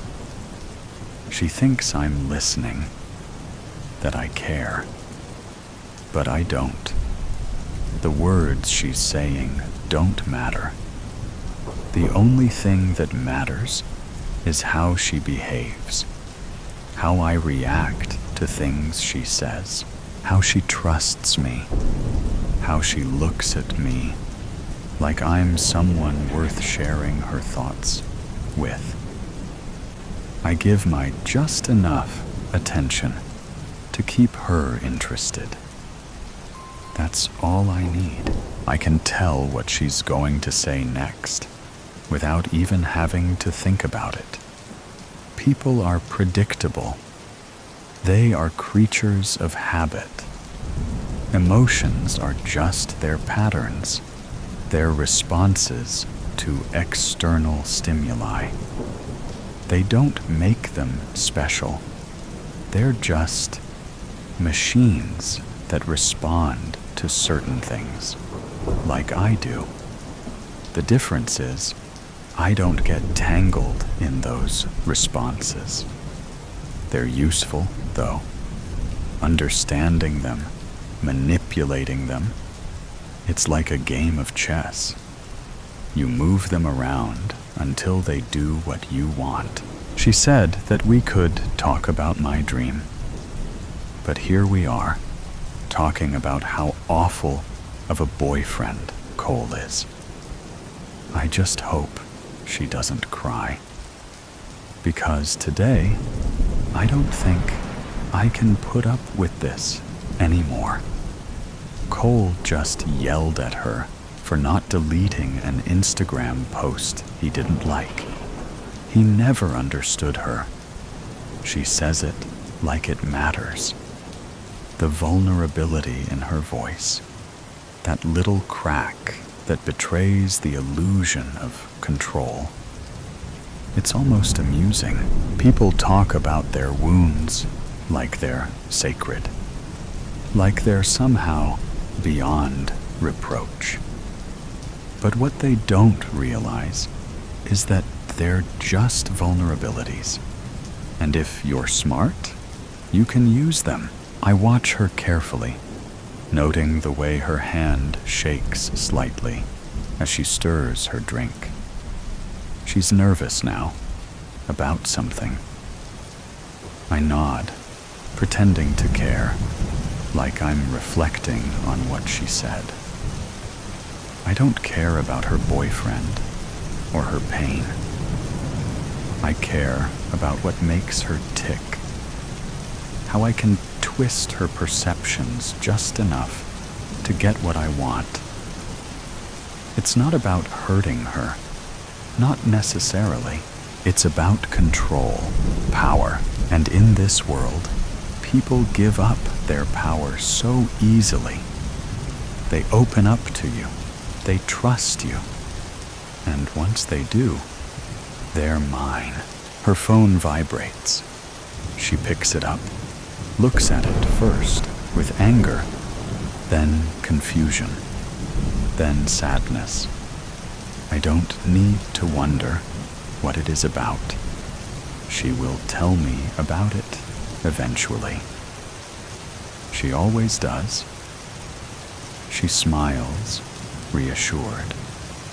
She thinks I understand her, thinks I'm someone she can confide in. She's wrong. I finished my drink. Her face lit up with the self-satisfaction of someone who feels understood, who's shared their deepest secrets with someone they think cares.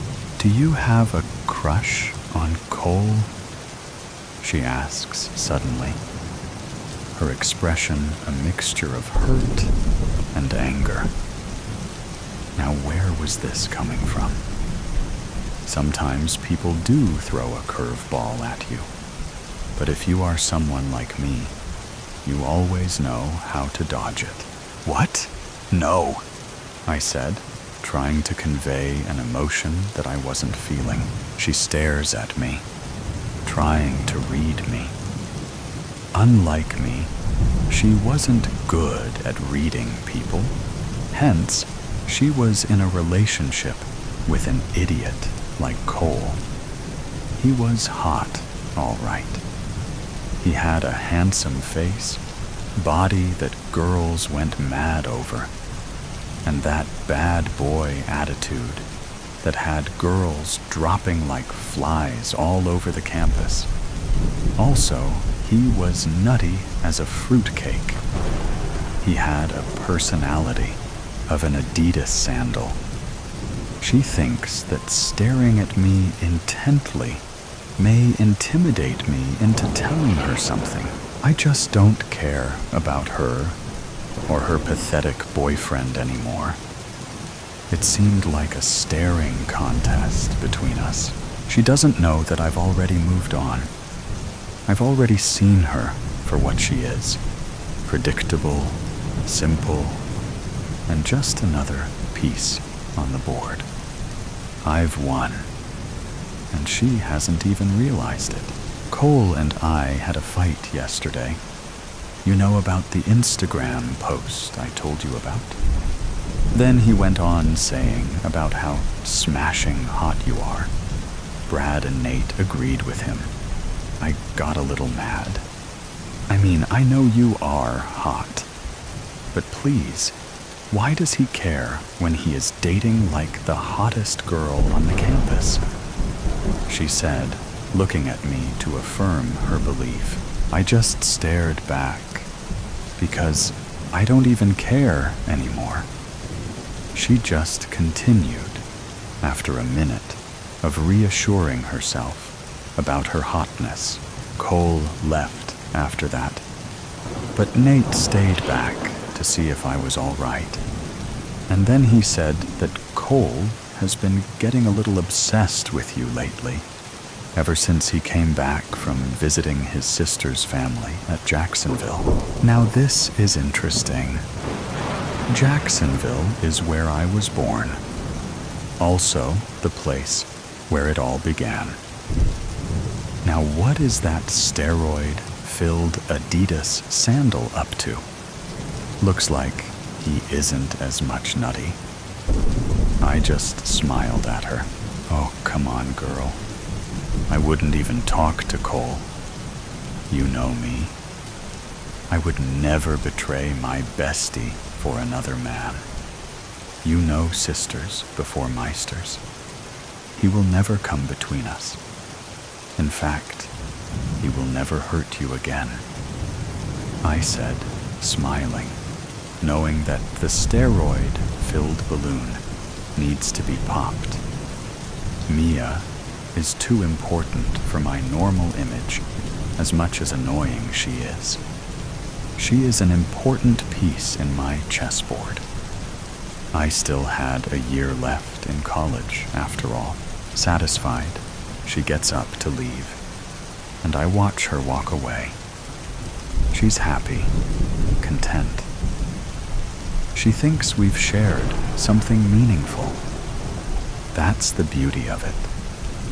The beauty of not caring. People will always be eager to give you what they think you want.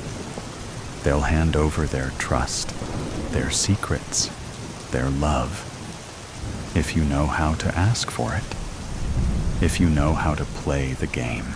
I look out the window, the sunlight spilling through the glass.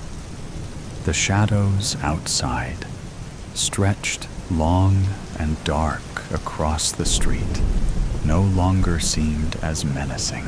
The shadow hadn't vanished entirely, but it didn't need to. It was part of my story, part of what made me who I am.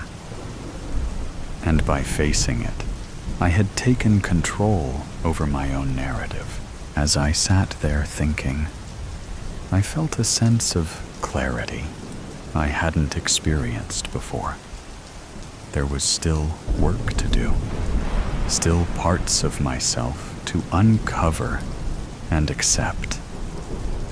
But I wasn't afraid to keep moving forward.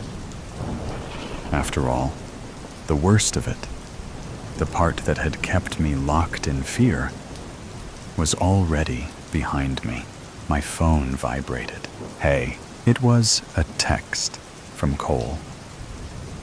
I called him. I just couldn't text him, for I already knew everything. I asked him to meet me at the Lover's Cliff. It was just a secluded cliff on the top where all of them went to make out. Cole, the steroid-fueled cupcake, thought I asked him to meet there because I wanted to make out. I drove and waited for him there. I was scared. Not because he was walking slowly towards me and looking at me like a predator looking at his prey, but because I knew the truth. I was the big bad wolf, and he was just the shepherd who cried wolf. I slowly and seductively walked towards him. Licking my lips, I watched him follow my action. I have a secret? I asked, my voice barely a whisper, as if it were a secret in itself. Yes, he said, smiling and reaching in front of me. And you know about it? I asked, trying to look serious and running my nails slowly along his chest and going around his neck. Yes, he said, smirking and holding my waist. I shivered a little as his fingers made exotic patterns on the exposed skin of my waist.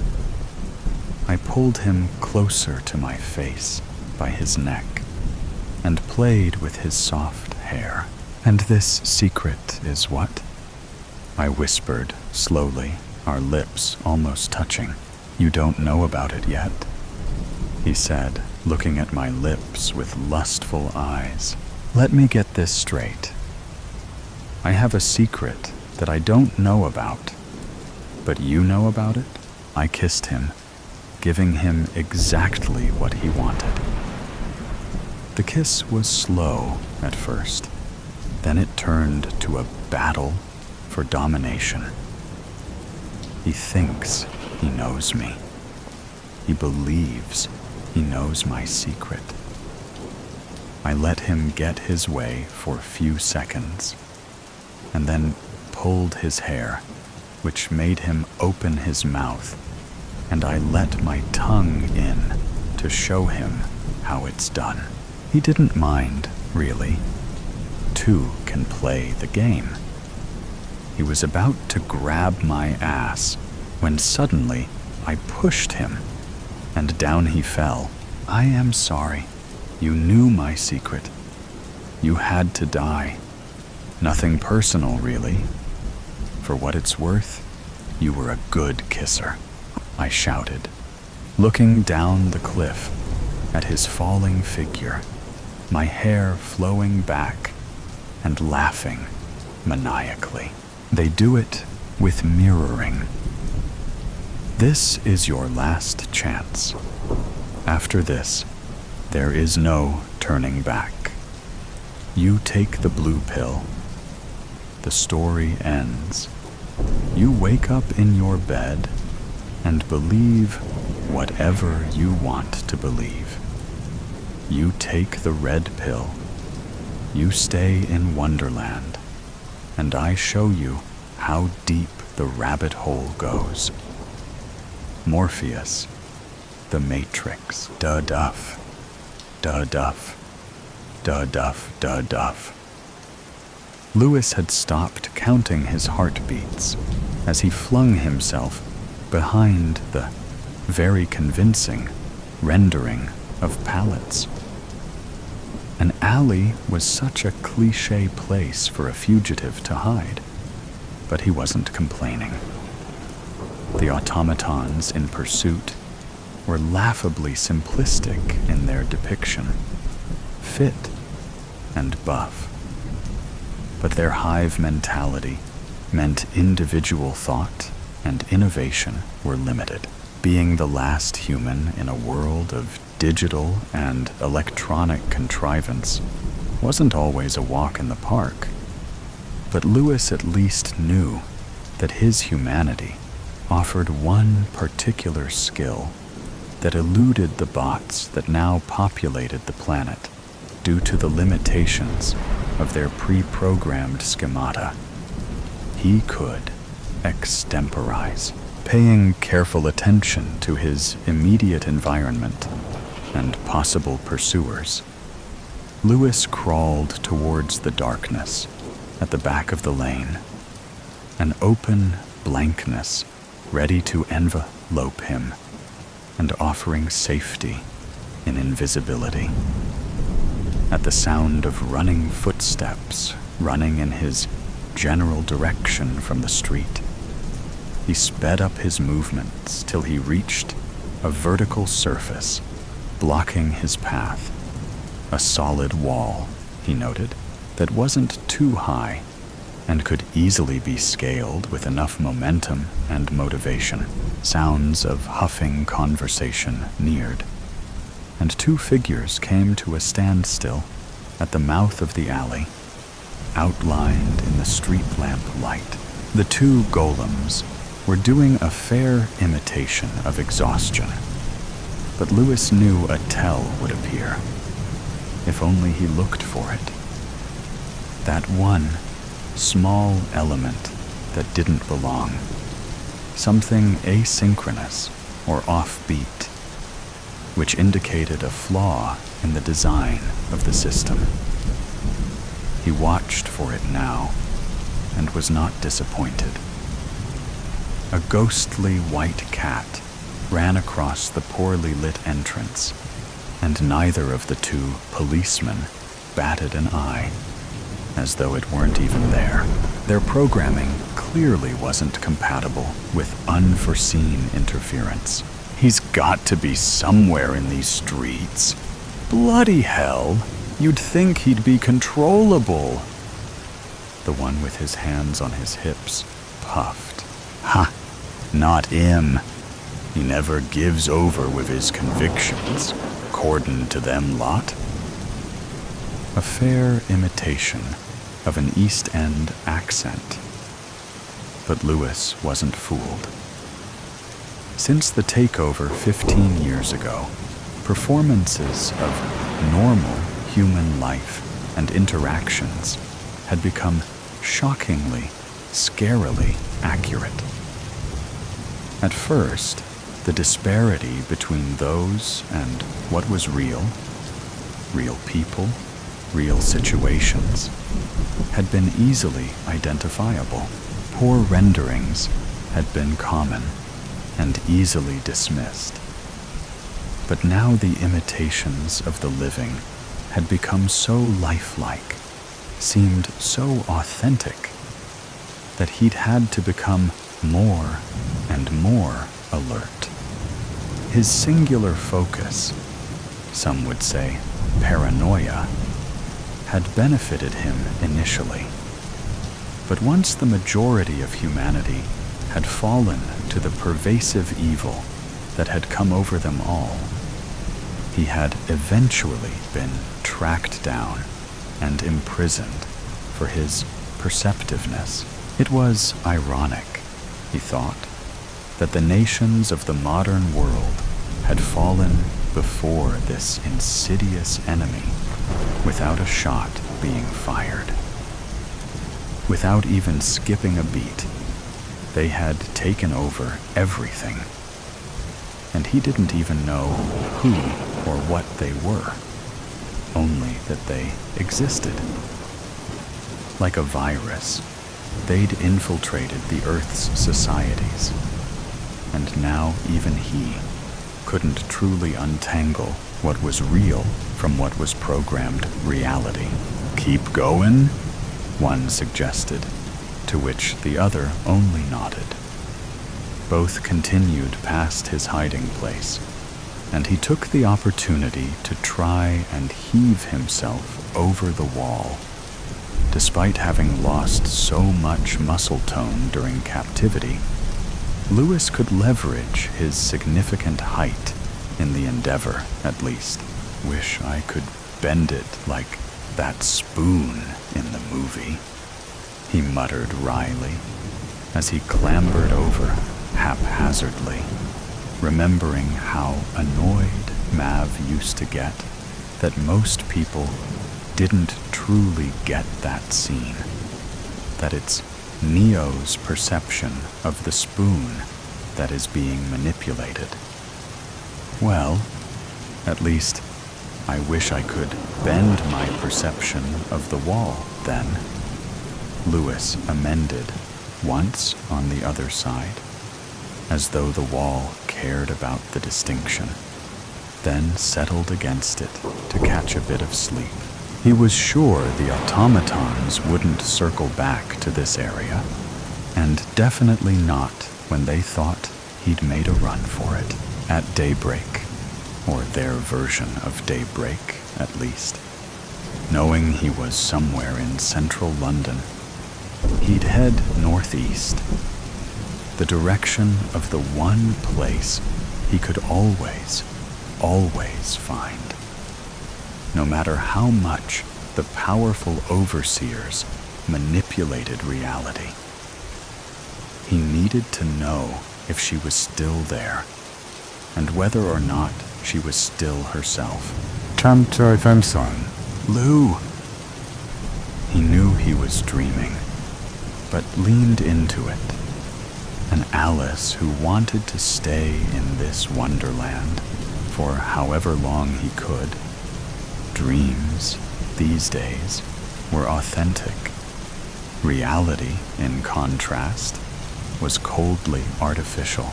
Jolly, we're here, he'd shouted back that long ago day, before the end came and the world changed forever.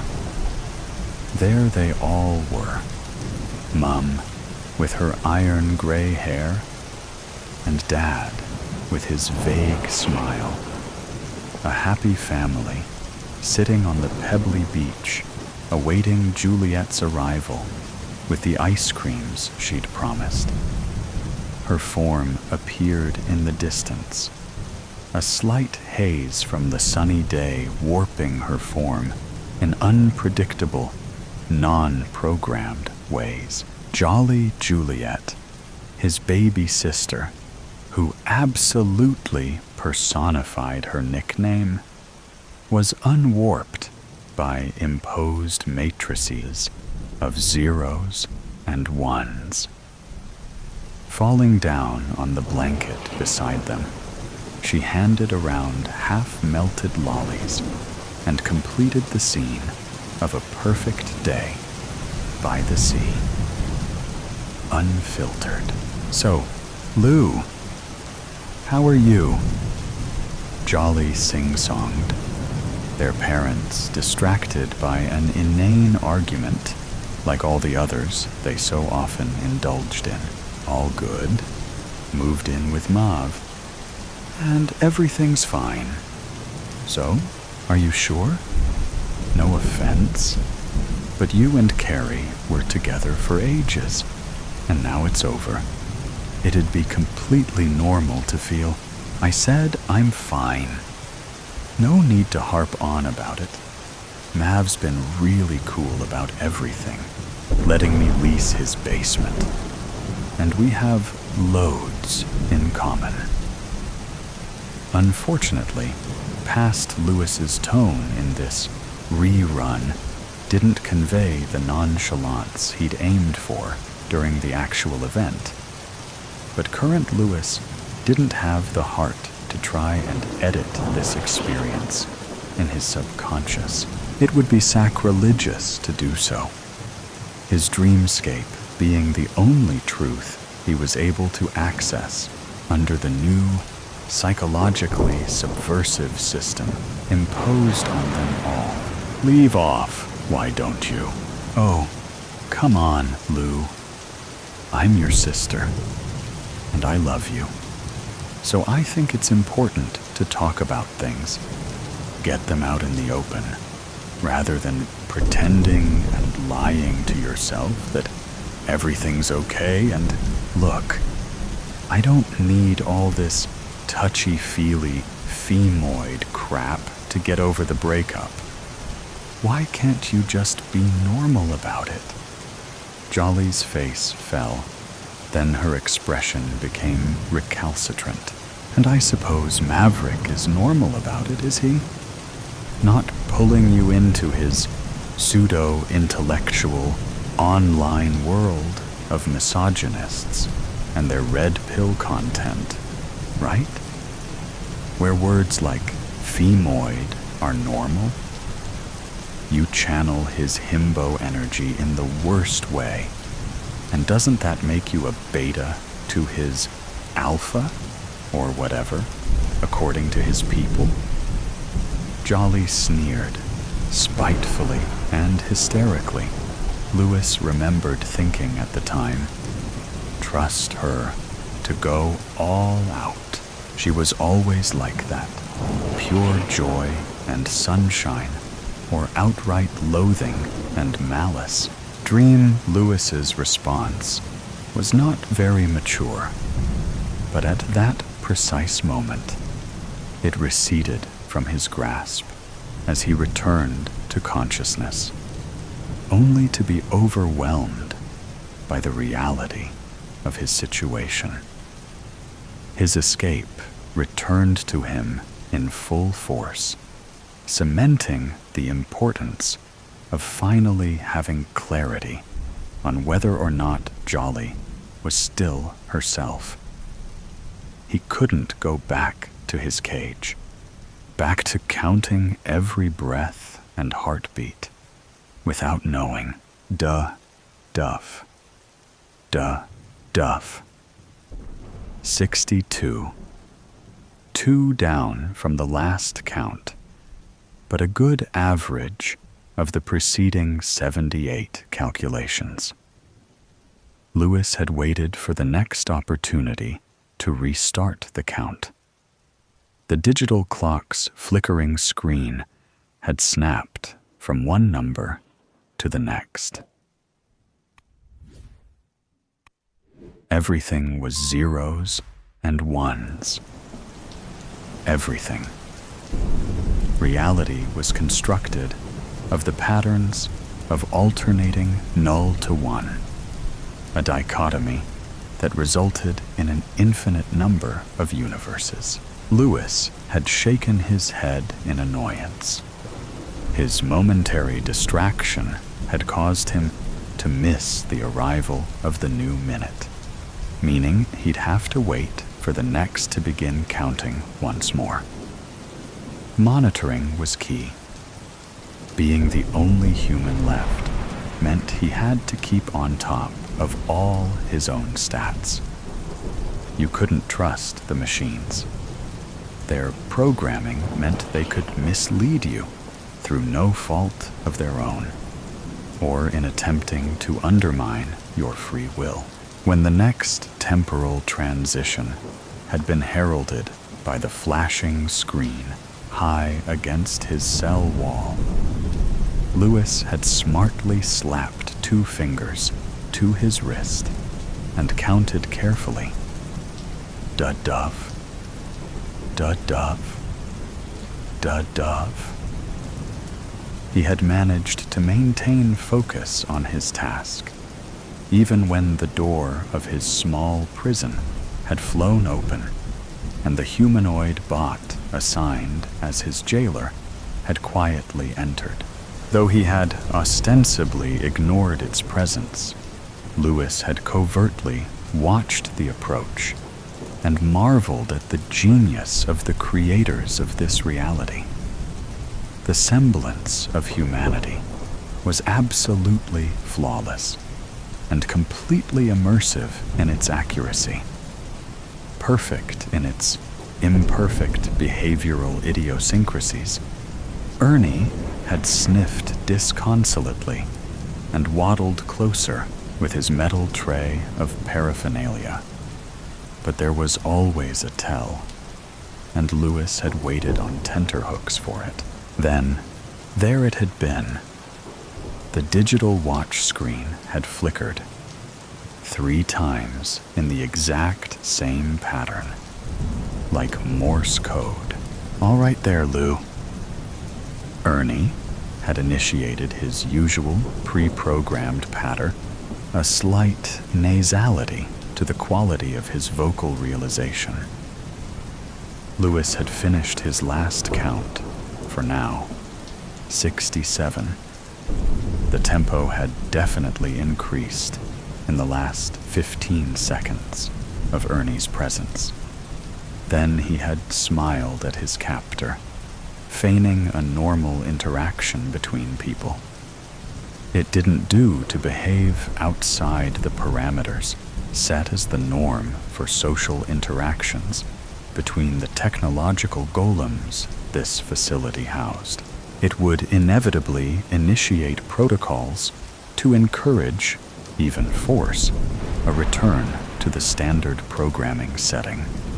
Thus, politeness and normalcy were to be strived for in Lewis's every action, with nothing to upset the preset balance in his current reality. I'm fine. How about you? That cold seems to be improving. Again, faux sympathy had been called for. Ernie had shrugged and smiled good-naturedly, setting his tools down. Can't complain. I'm on the mend, for sure. The bionic being had been evincing all the behaviors and symptoms of a person suffering from the flu over the past 2 weeks.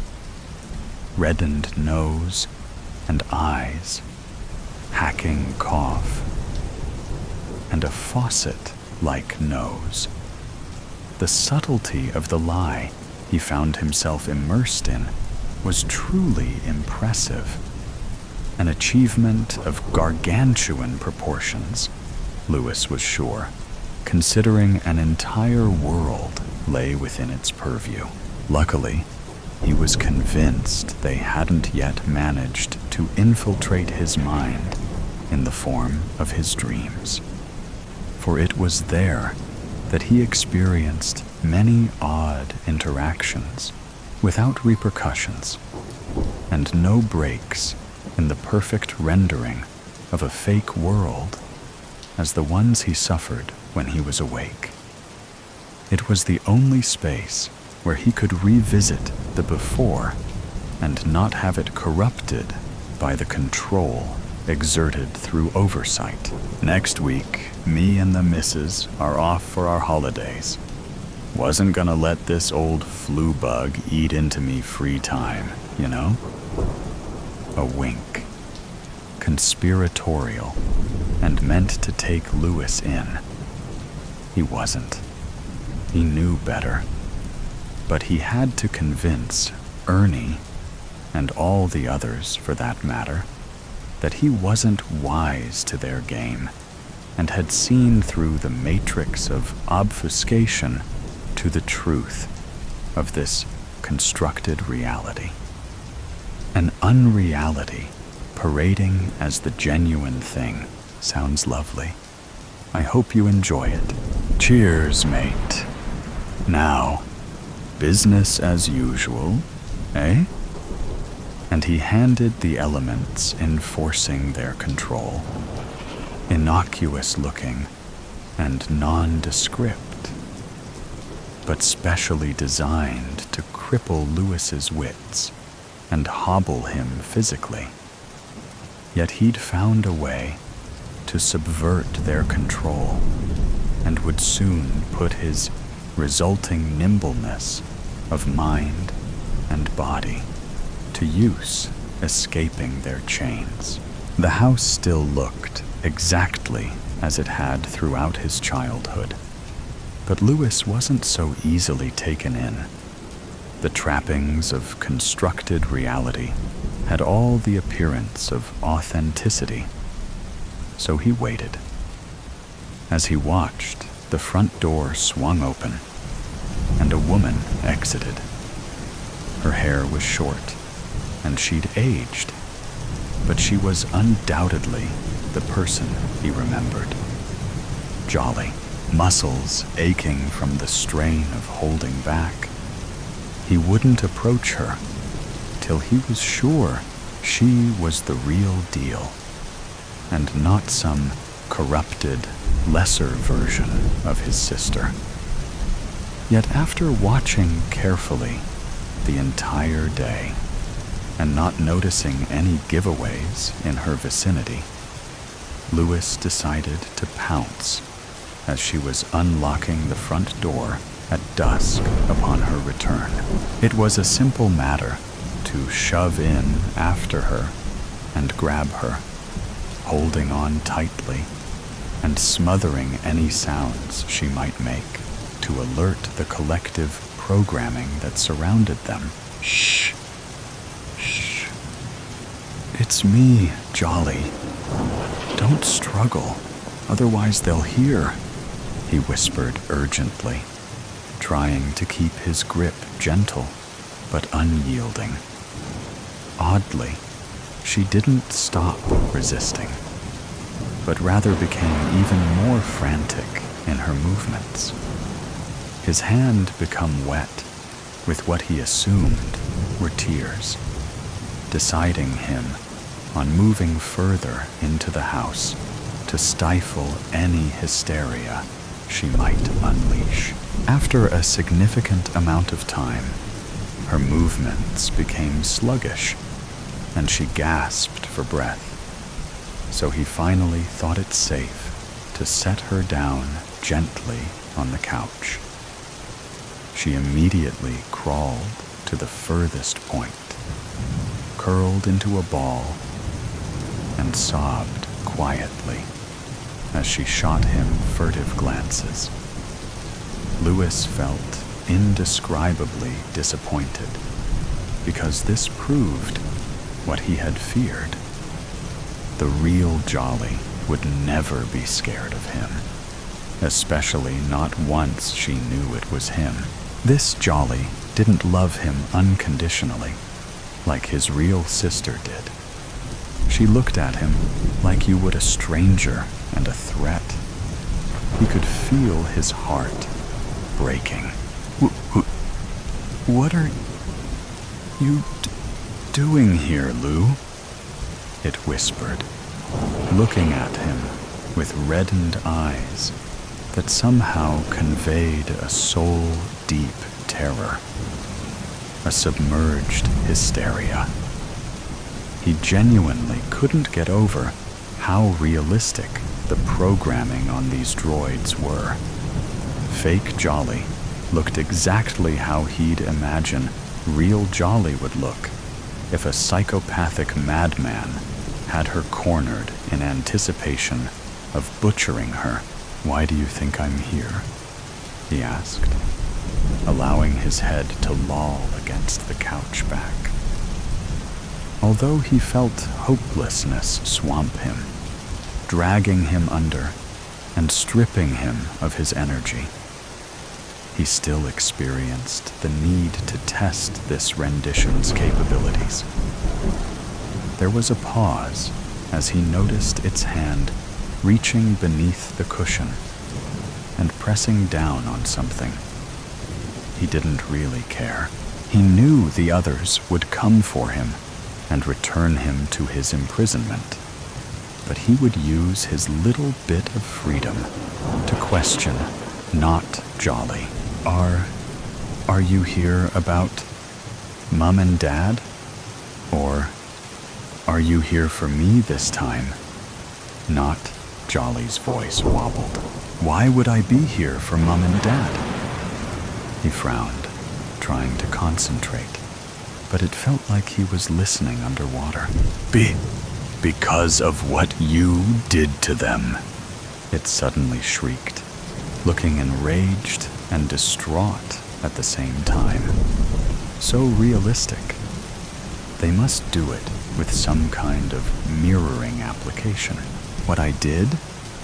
Louis was absolutely nonplussed as a kind of horrified realization crept over fake Jolly's face. You still don't remember, do you? You don't know. Its look of wretched acceptance on the too familiar face was almost too much to bear. What is it I'm supposed to know, Jolly? Is it the great secret that nothing is real, not even you? I already know that. He watched her, despite his vision flickering at the edges. He was beyond exhausted, his last hope of not being alone in a world of artificial intelligence and technology having been dashed. Imitation. Jolly's head shook slowly from side to side, blue and red lights flashing across its face and rendering it ghoulishly artistic. Must be the tell he'd been looking for all day. Louis gripped the handle of the scalpel he'd pinched during his escape, now stashed in his back pocket. It would only be right to end this travesty of an imitation of his beloved sister. But she was still talking. No, Lou. You don't remember becoming sick while living in Mav's basement, away from us all, and then threatening me with a knife during one of your episodes. Her look was sorrowful now. He paused in grasping the blade, feeling the weirdness of this synchrony. A nebulous image flashed through his mind, like a half-remembered dream of Jolly, long-haired and still youthful, lying on a blood-soaked tile floor, sobbing and shrieking in agony. Louis shook his head to get rid of the intrusive thought. They were manipulating him. They were playing with his sense of reality, like they always did. Yet, still the droid, pretending to be Jolly, continued. You don't remember killing Mom and Dad during a psychotic break, do you?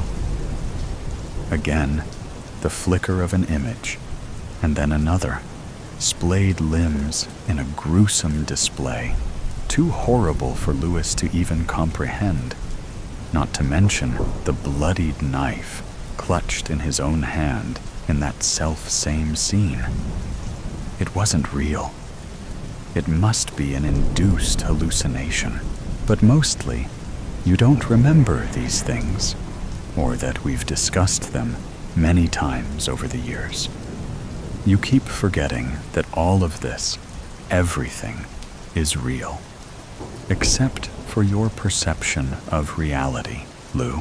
For the merest instant, Louis fully understood that the spoon hadn't bent, only for the door to burst open and his epiphany to escape him in the aftermath. He became, once more, the last remaining human in a made-up world. Henry was average in almost every measure of the word. He worked in a company that, like himself, was totally and completely ordinary. Nothing he did on a day-to-day basis mattered. And that was just the way he liked.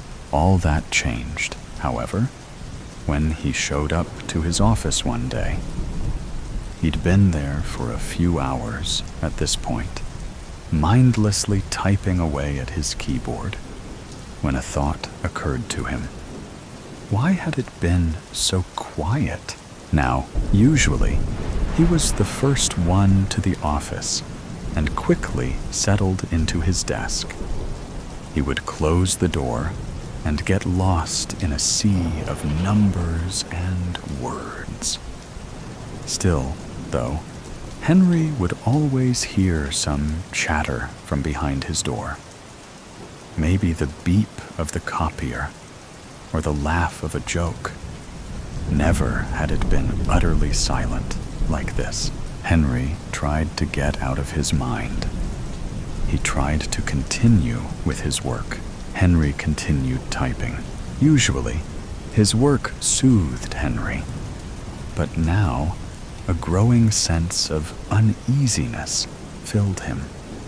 Somehow, he knew that if he stopped working and dared to open his office door, everything he loved about his life would come to an end suddenly and horrifically.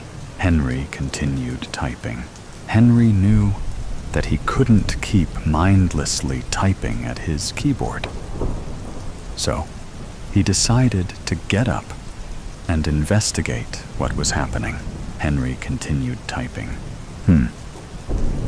It appeared that Henry didn't want to follow the laid-out structure of the story.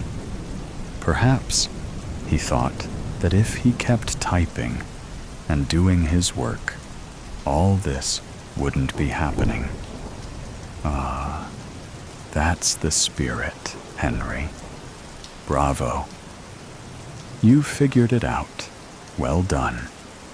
But seriously, don't you think it's time to face the inevitable and open the door? Henry continued typing. All right, you win, Henry. I'll leave you alone now and let you live out the rest of your life in ignorant bliss. Goodbye, Henry. Henry paused and stood up. He walked over to his door and opened it slowly. Henry couldn't pretend to keep working any longer. He walked over to his door and tossed the door open, as if to say, "I don't fear the situation I am currently in. In fact, I am Henry, and I laugh in the face of danger." The door slammed against the wall and revealed an empty office.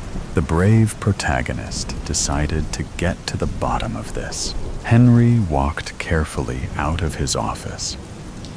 Then, he walked down a hallway and stopped at a set of stairs. The left set went up, and the right set went down.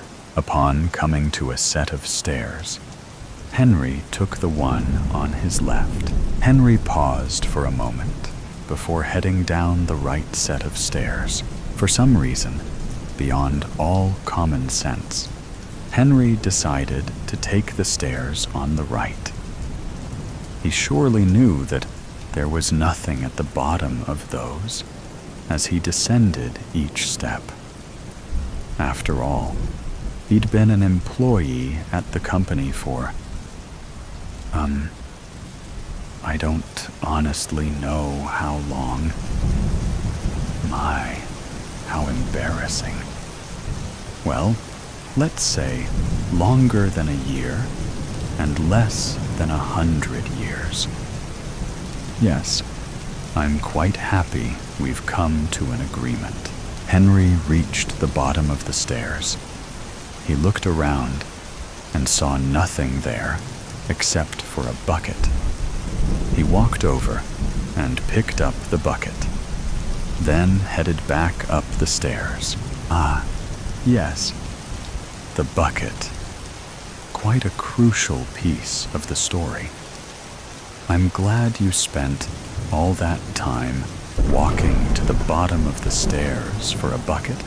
Henry made his way to the original fork in the stairs and went up this time.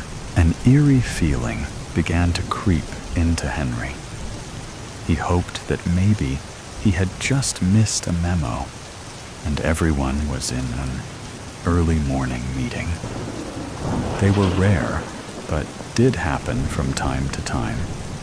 Once he reached the top of the stairs, he walked through an open door and into the meeting room. Henry clutched at the bucket dearly. The bucket was a soothing presence for Henry and comforted him. He needed every bit of comfort he could manage because the meeting room was completely empty. Not a sign of life except for half a box of donuts from the day before. Henry quickly walked through the room and into the hallway. After a short while, he came to 3 closed doors. On the left was a red door. In the middle was a purple door. On the right was a green door with a sign on the front that read, "Do not enter unless you wish to be fired." Henry knew he should enter the door on the right because that was his boss's office. If someone knew what was happening, it would be his boss. He would have to risk the chance of being fired.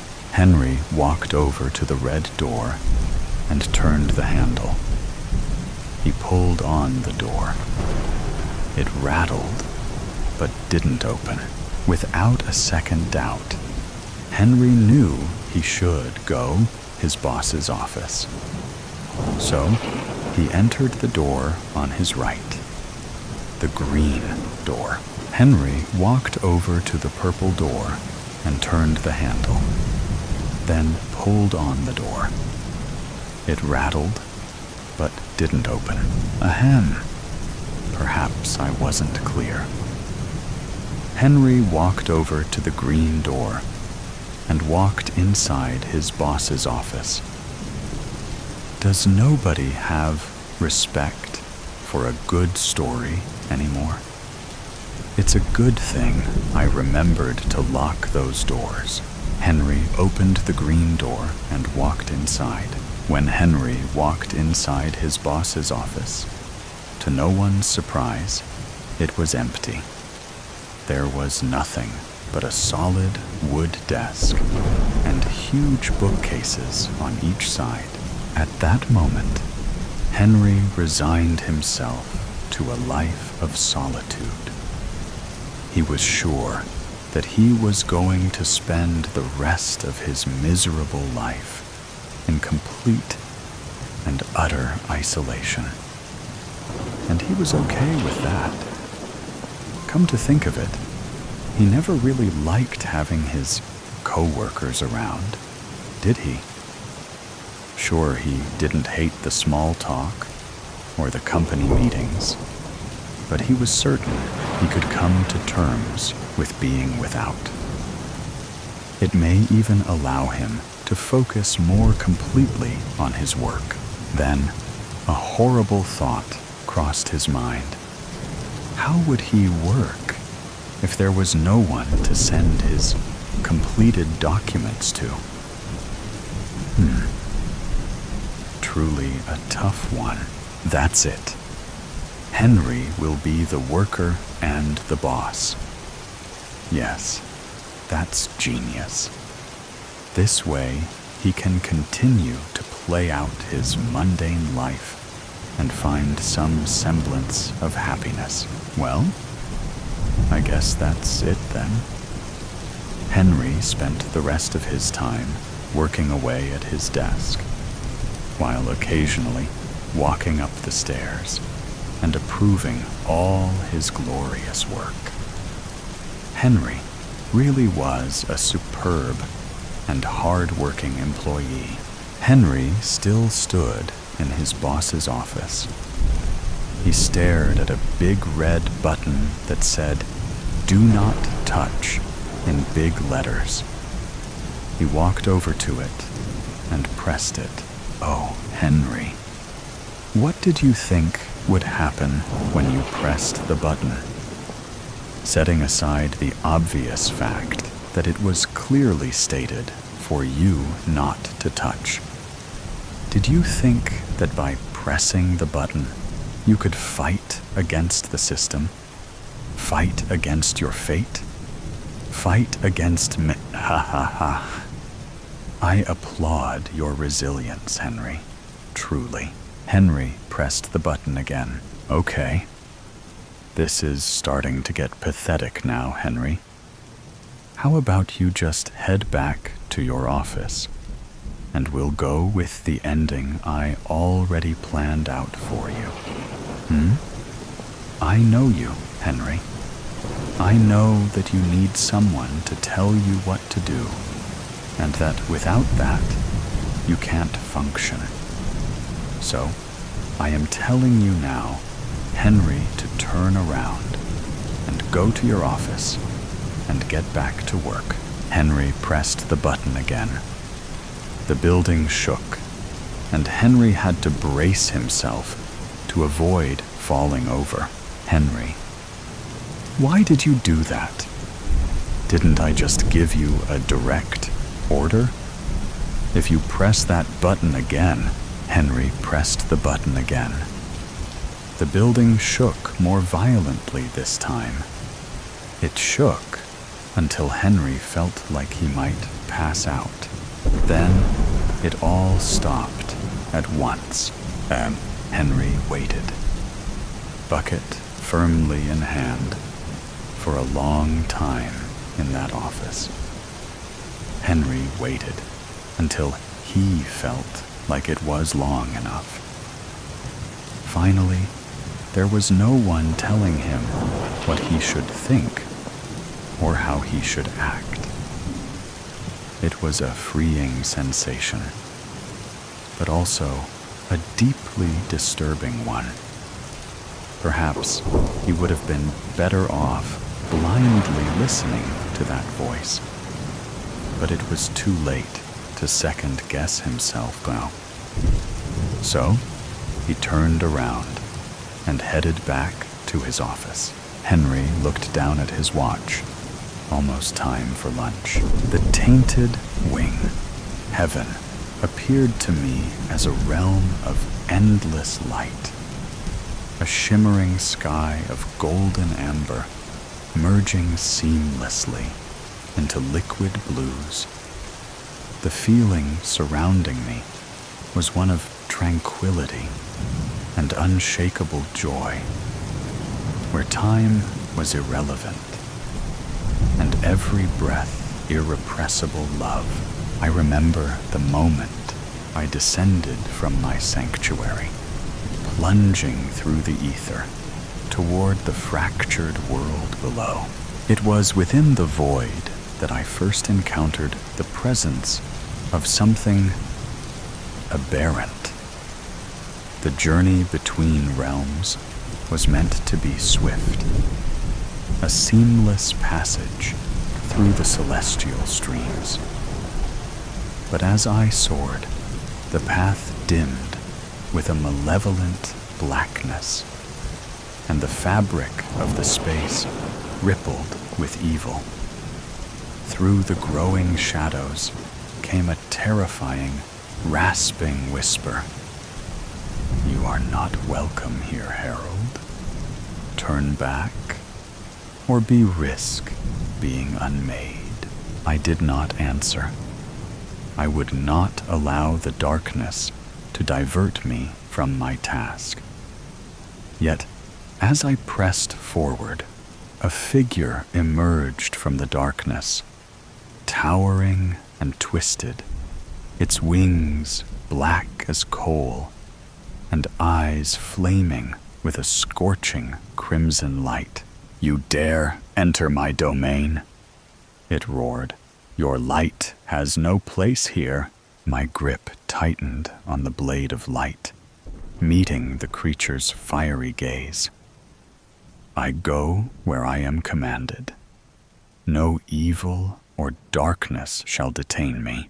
It laughed a guttural sound. "Such arrogance. Do you think your Lord's favor shields you from that which dwells below? I was once encompassed in light, entrusted with glory. But now I am free from the bonds of servitude."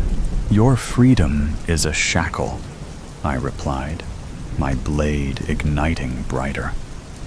"Your pride cannot comprehend the absolute wholeness within the light." The creature snarled. "Then let me show you the cost of your so-called light." Before I could react, it lunged. The collision sent shockwaves through the void, and I felt the force of its hatred battering against my essence. We fought, our wings entangling in a deadly dance. My blade of light clashed when meeting its talons, each strike sending sparks of celestial energy cascading into the darkness. But the creature was stronger than I had anticipated. With every blow, I felt my light dimming. "You cannot win here," it hissed, talons scraping against my blade. "Every moment you remain, your light dims." "Our light dims," I countered, driving my blade forward, narrowly missing his scarlet eyes, "when we cease to fight for the light." The clash intensified, a deadly dance of wings and steel. "You will fall, just as I did," it sneered, crimson eyes glowing brighter. "Even the brightest stars burn out." I steadied myself, summoning strength. "Stars may burn out," I said, with a voice that belied my weakness. "But their light endures for eternity, and so will mine." With a cry reverberating into the ether, I surged forward, blade blazing. The creature clawed at me, its touch searing with poison. Black veins spread across my arm where it struck, its inky black substance sinking deep into my being. "You are already mine," it hissed, its voice dripping with malice. "Even if you flee, you will carry me within you." An unfamiliar panic surged through me, clawing at the edges of my resolve. Refusing to succumb, I channeled my strength into a singular strike. My blade erupted in a brilliant burst of light, forcing the creature to recoil, its twisted form retreating into the engulfing shadows. Without waiting to see if it would pursue, I fled, my wings straining against the weight of the infection. The void was no longer a passage, but a battlefield, the very fabric of it forbidding and hostile. Behind me, I could hear the fallen one giving chase, its laughter a cruel mockery. By the time I broke through the veil and into the mortal realm, I was not the archangel I had been. The corruption had spread, tainting my wings and dimming my light. Earth was a war zone where the remnants of humanity fought desperately to preserve their world. The skies, encased with blackened clouds, rained ash and fire. The ground a scarred wasteland, littered with the ruins of cities and the skeletal remnants of forests. Machines of war, titanic constructs of iron and fire, roamed the bleak landscape, their mechanical limbs crushing anything in their path. The war began with countries battling over resources, then escalated into sinister desolation as biochemical weapons ravaged entire populations, leaving cities barren and eerily silent. The land was poisoned, the soil blackened, and the rivers ran thick with a dark sludge.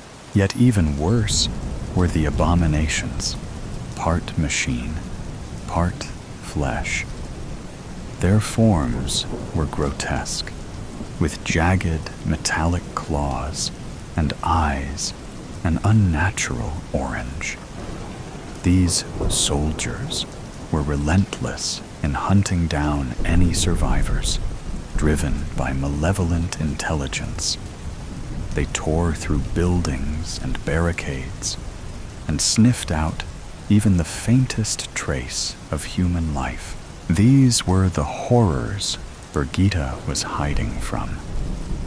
The abandoned church, where she had taken refuge, was barely holding together, its walls marred by holes, its roof sagging under the weight of collapse.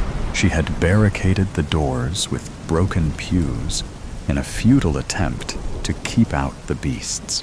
"Mama," her son whispered, "will the monsters find us?" Birgitta knelt beside him, her hands steady despite the terror gnawing at her. "Nei, Elskling," she whispered quietly, brushing a lock of golden hair from his forehead. "We're safe here, I promise." But even as she spoke, distant explosions shook the fragile walls of the church. Birgitta closed her eyes, pleading silently with an unseen god. "Please," she whispered, her voice breaking. "If there is anything left of mercy in this world, Protect my children. I found her in a hollowed-out church, her prayer guiding me through the chaos. The woman knelt before an altar, her children huddled close. A boy, no older than 5, clung to his sister, barely a toddler, who lay nestled near him on a blanket.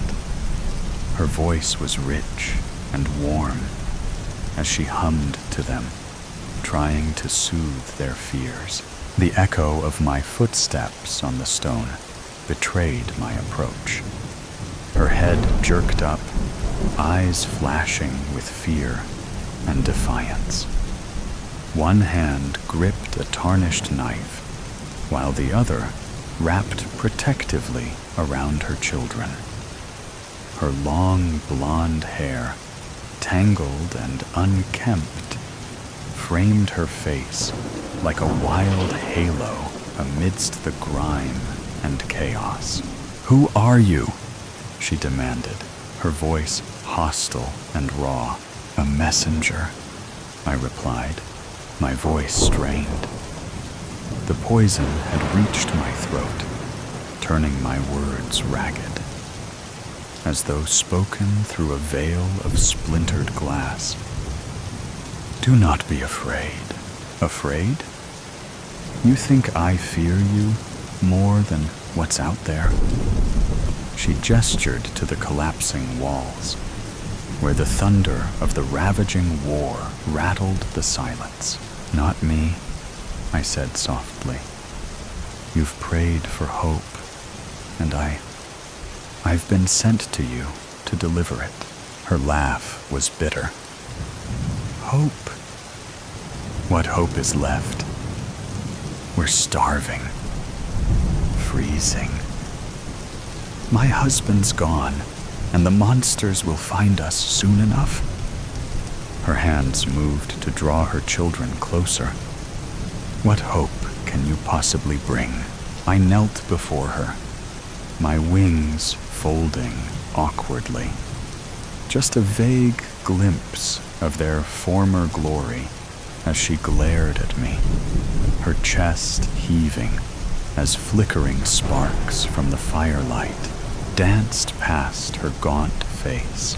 "What hope do you bring?" she whispered, this time softer. "The world is burning."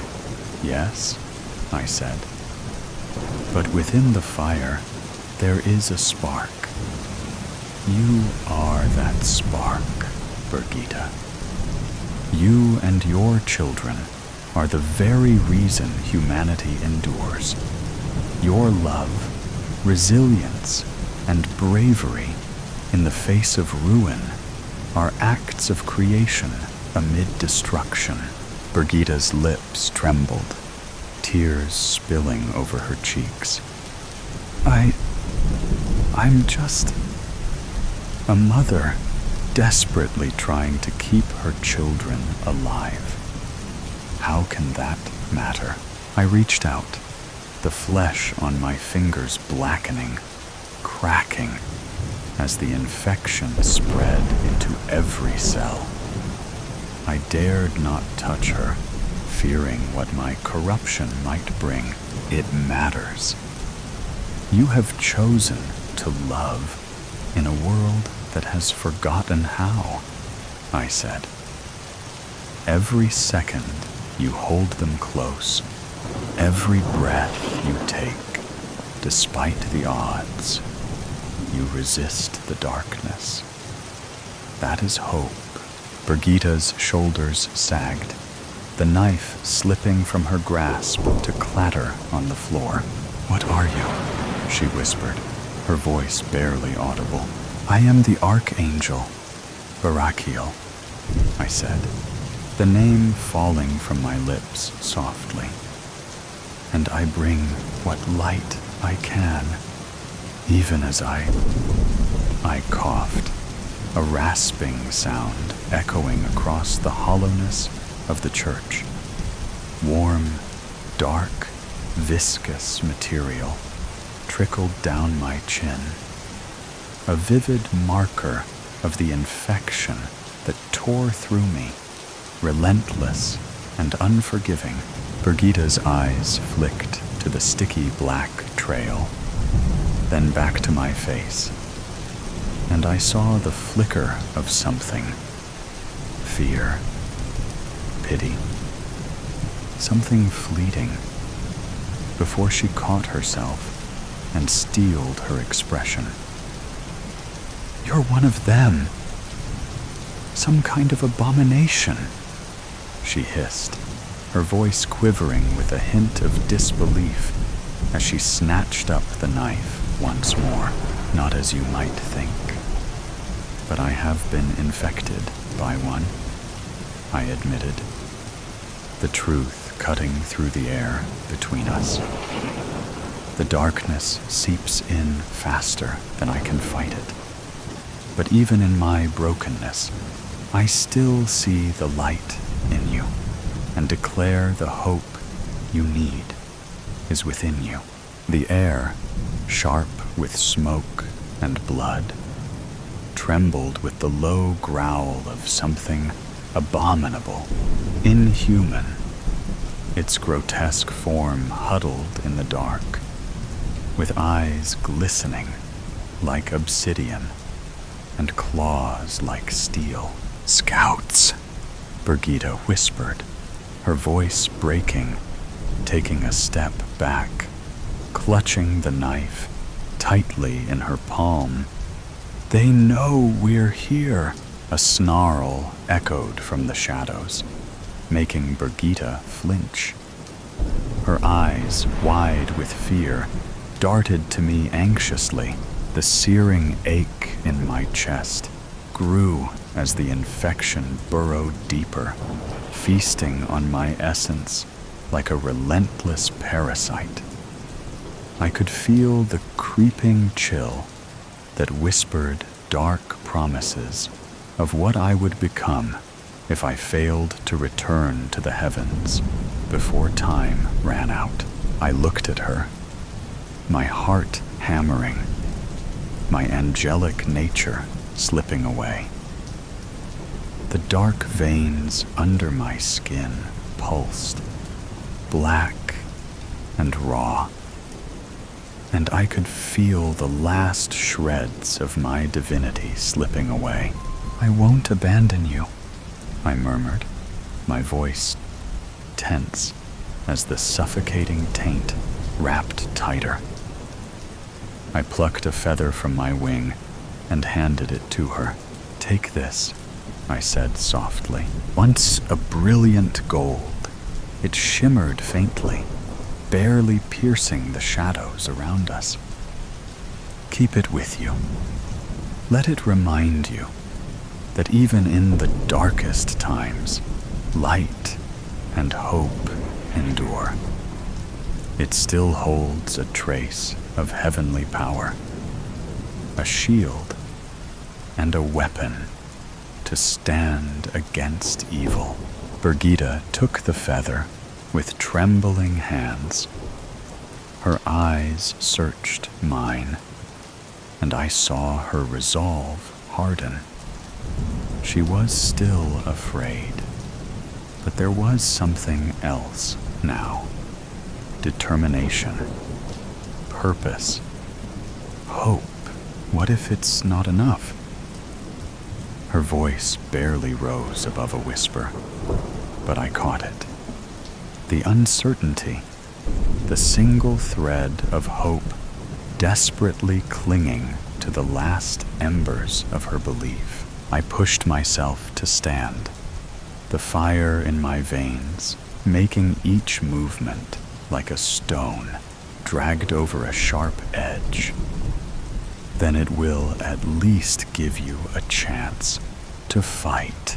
The creature screamed again, and Birgitta turned, eyes wide in horror, as its shadow slithered past the crack between the doors. "Go now," I rasped, my voice rough and commanding. Darkness crept at the edges of my vision, threatening to overwhelm me, until I forced it back, planting myself firmly between Birgitta, her small children, and the looming threat. I unfurled my wings to their full, fractured span, a shield against the encroaching evil. The first shadowy limb appeared, reaching into the crack in the door, talons deftly lifting the latch with alarming precision. The front door burst off its hinges, and the figure that emerged from the darkness was not the hellish machine of war that we expected or anything of this world. The presence that breached the doorway burned with unnatural heat, making the air quiver. It was twisted, with slit-cut eyes, like fractured stars, and a mouth that split open in a grin of jagged teeth. So, the fallen angel seeks to defy his own fate. It rasped, a voice that reverberated with 1,000 tortured echoes. What hope do you carry now, Barakiel? You are already ours. I felt the infection tighten its hold, tendrils of pain trying to squeeze the light from my very soul. I clenched my fists, the calluses rough against my skin, a reminder of what I once was. I will not be yours, I said, my voice broken. The pain in my chest unbearable as I fought through it. The black tide aimed to unmake me, twist me into a creature like the one before me. But I would not let it. The creature's grin widened, vile and triumphant. You will carry the dark within you, Barakiel. It will warp you. The more you fight, the deeper it sinks its claws. It is already too late. I raised my head, eyes aflame with defiance. It is never too late while I have breath, I said, my voice slicing the air with the force of a blade. I was sent here with a mission of hope, and I will see it fulfilled. Hope is not dead yet. The demon lunged, its claws sharp and malignant. I dodged, the muscles in my wings straining as I twisted, a blinding arc of light forcing the creature back. You are fighting a losing battle, it spat, darkness coiling from its fingers like serpents. I struggled, the poison a wildfire of agony tearing through my veins. But I willed my light to stay.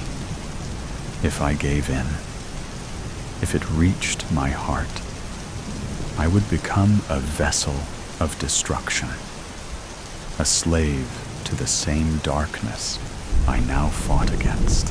Behind me, I heard Birgitta's voice, high and urgent. Come, Niels! Her voice mingled with the frightened whispers of the boy and cries from the baby. They bolted, seeking an escape into the howling wind, carrying the salty tang of the sea. The icy bite of the wind was a dramatic contrast to the suffocating air they had just fled from. The demon's attention whipped toward the door, where Birgitta and her children had just vanished.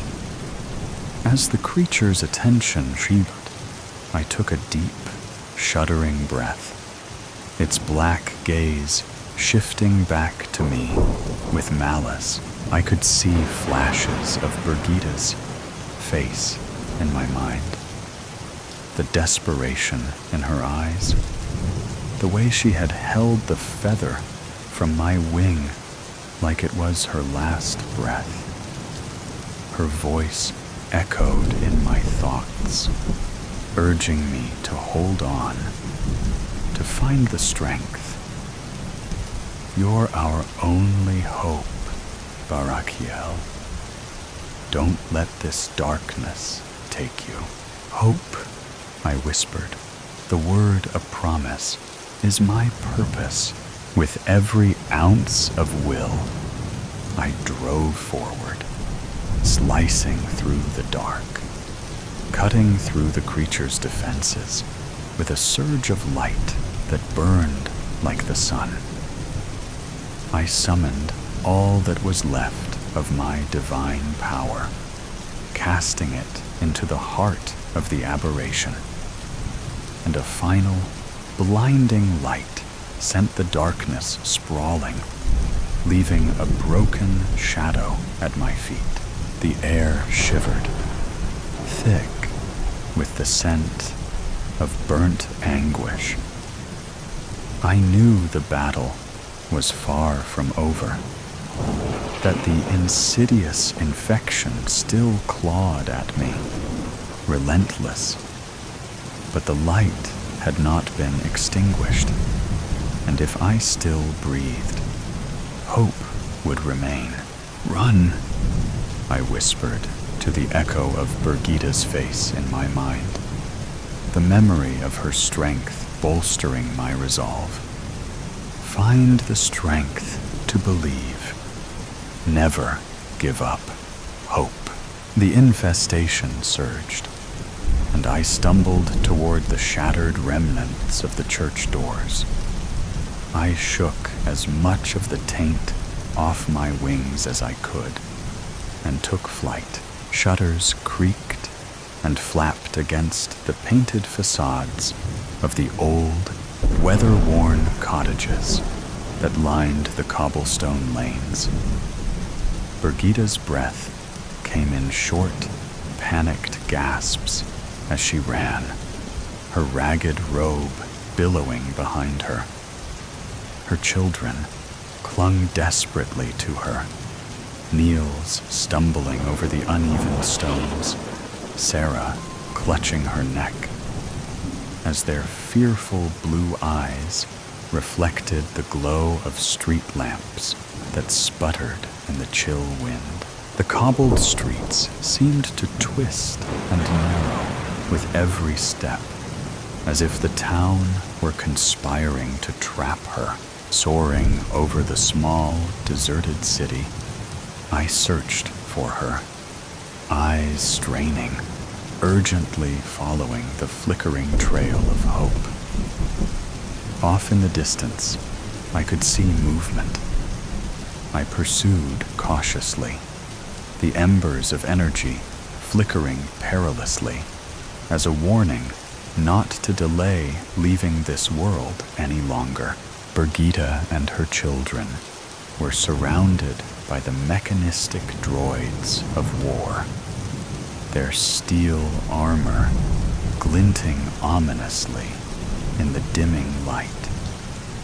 She stood unyielding, one arm lifting the feather high, while the other clutched little Sarah against her chest, Niels clinging to her legs. Her long, golden hair curled around her like wildfire, and she met the advancing machines with a determined gaze. The glow from the feather expanded, creating a shield that pulsed with radiant power, encompassing her and the children. The droids paused, their movements jerky and tangled, as if the light had scorched them. They clashed and sputtered, their circuits disrupted by the barrier. I watched, a heavy ache in my chest, knowing the last of my celestial essence was ebbing away, the warmth dying like a fading ember. Brigida's eyes caught mine one last time, fierce and steadfast, as the shield held strong against the approaching metal horde. Her courage propelled me to find the strength to fight the infection's grasp. With the last drop of my essence, I flew into the void, toward the heavens, leaving behind the realm that had almost claimed me, holding tight onto the vision of Brigida's bravery and the hope she now carried in her heart as I pushed toward my salvation beyond the stars.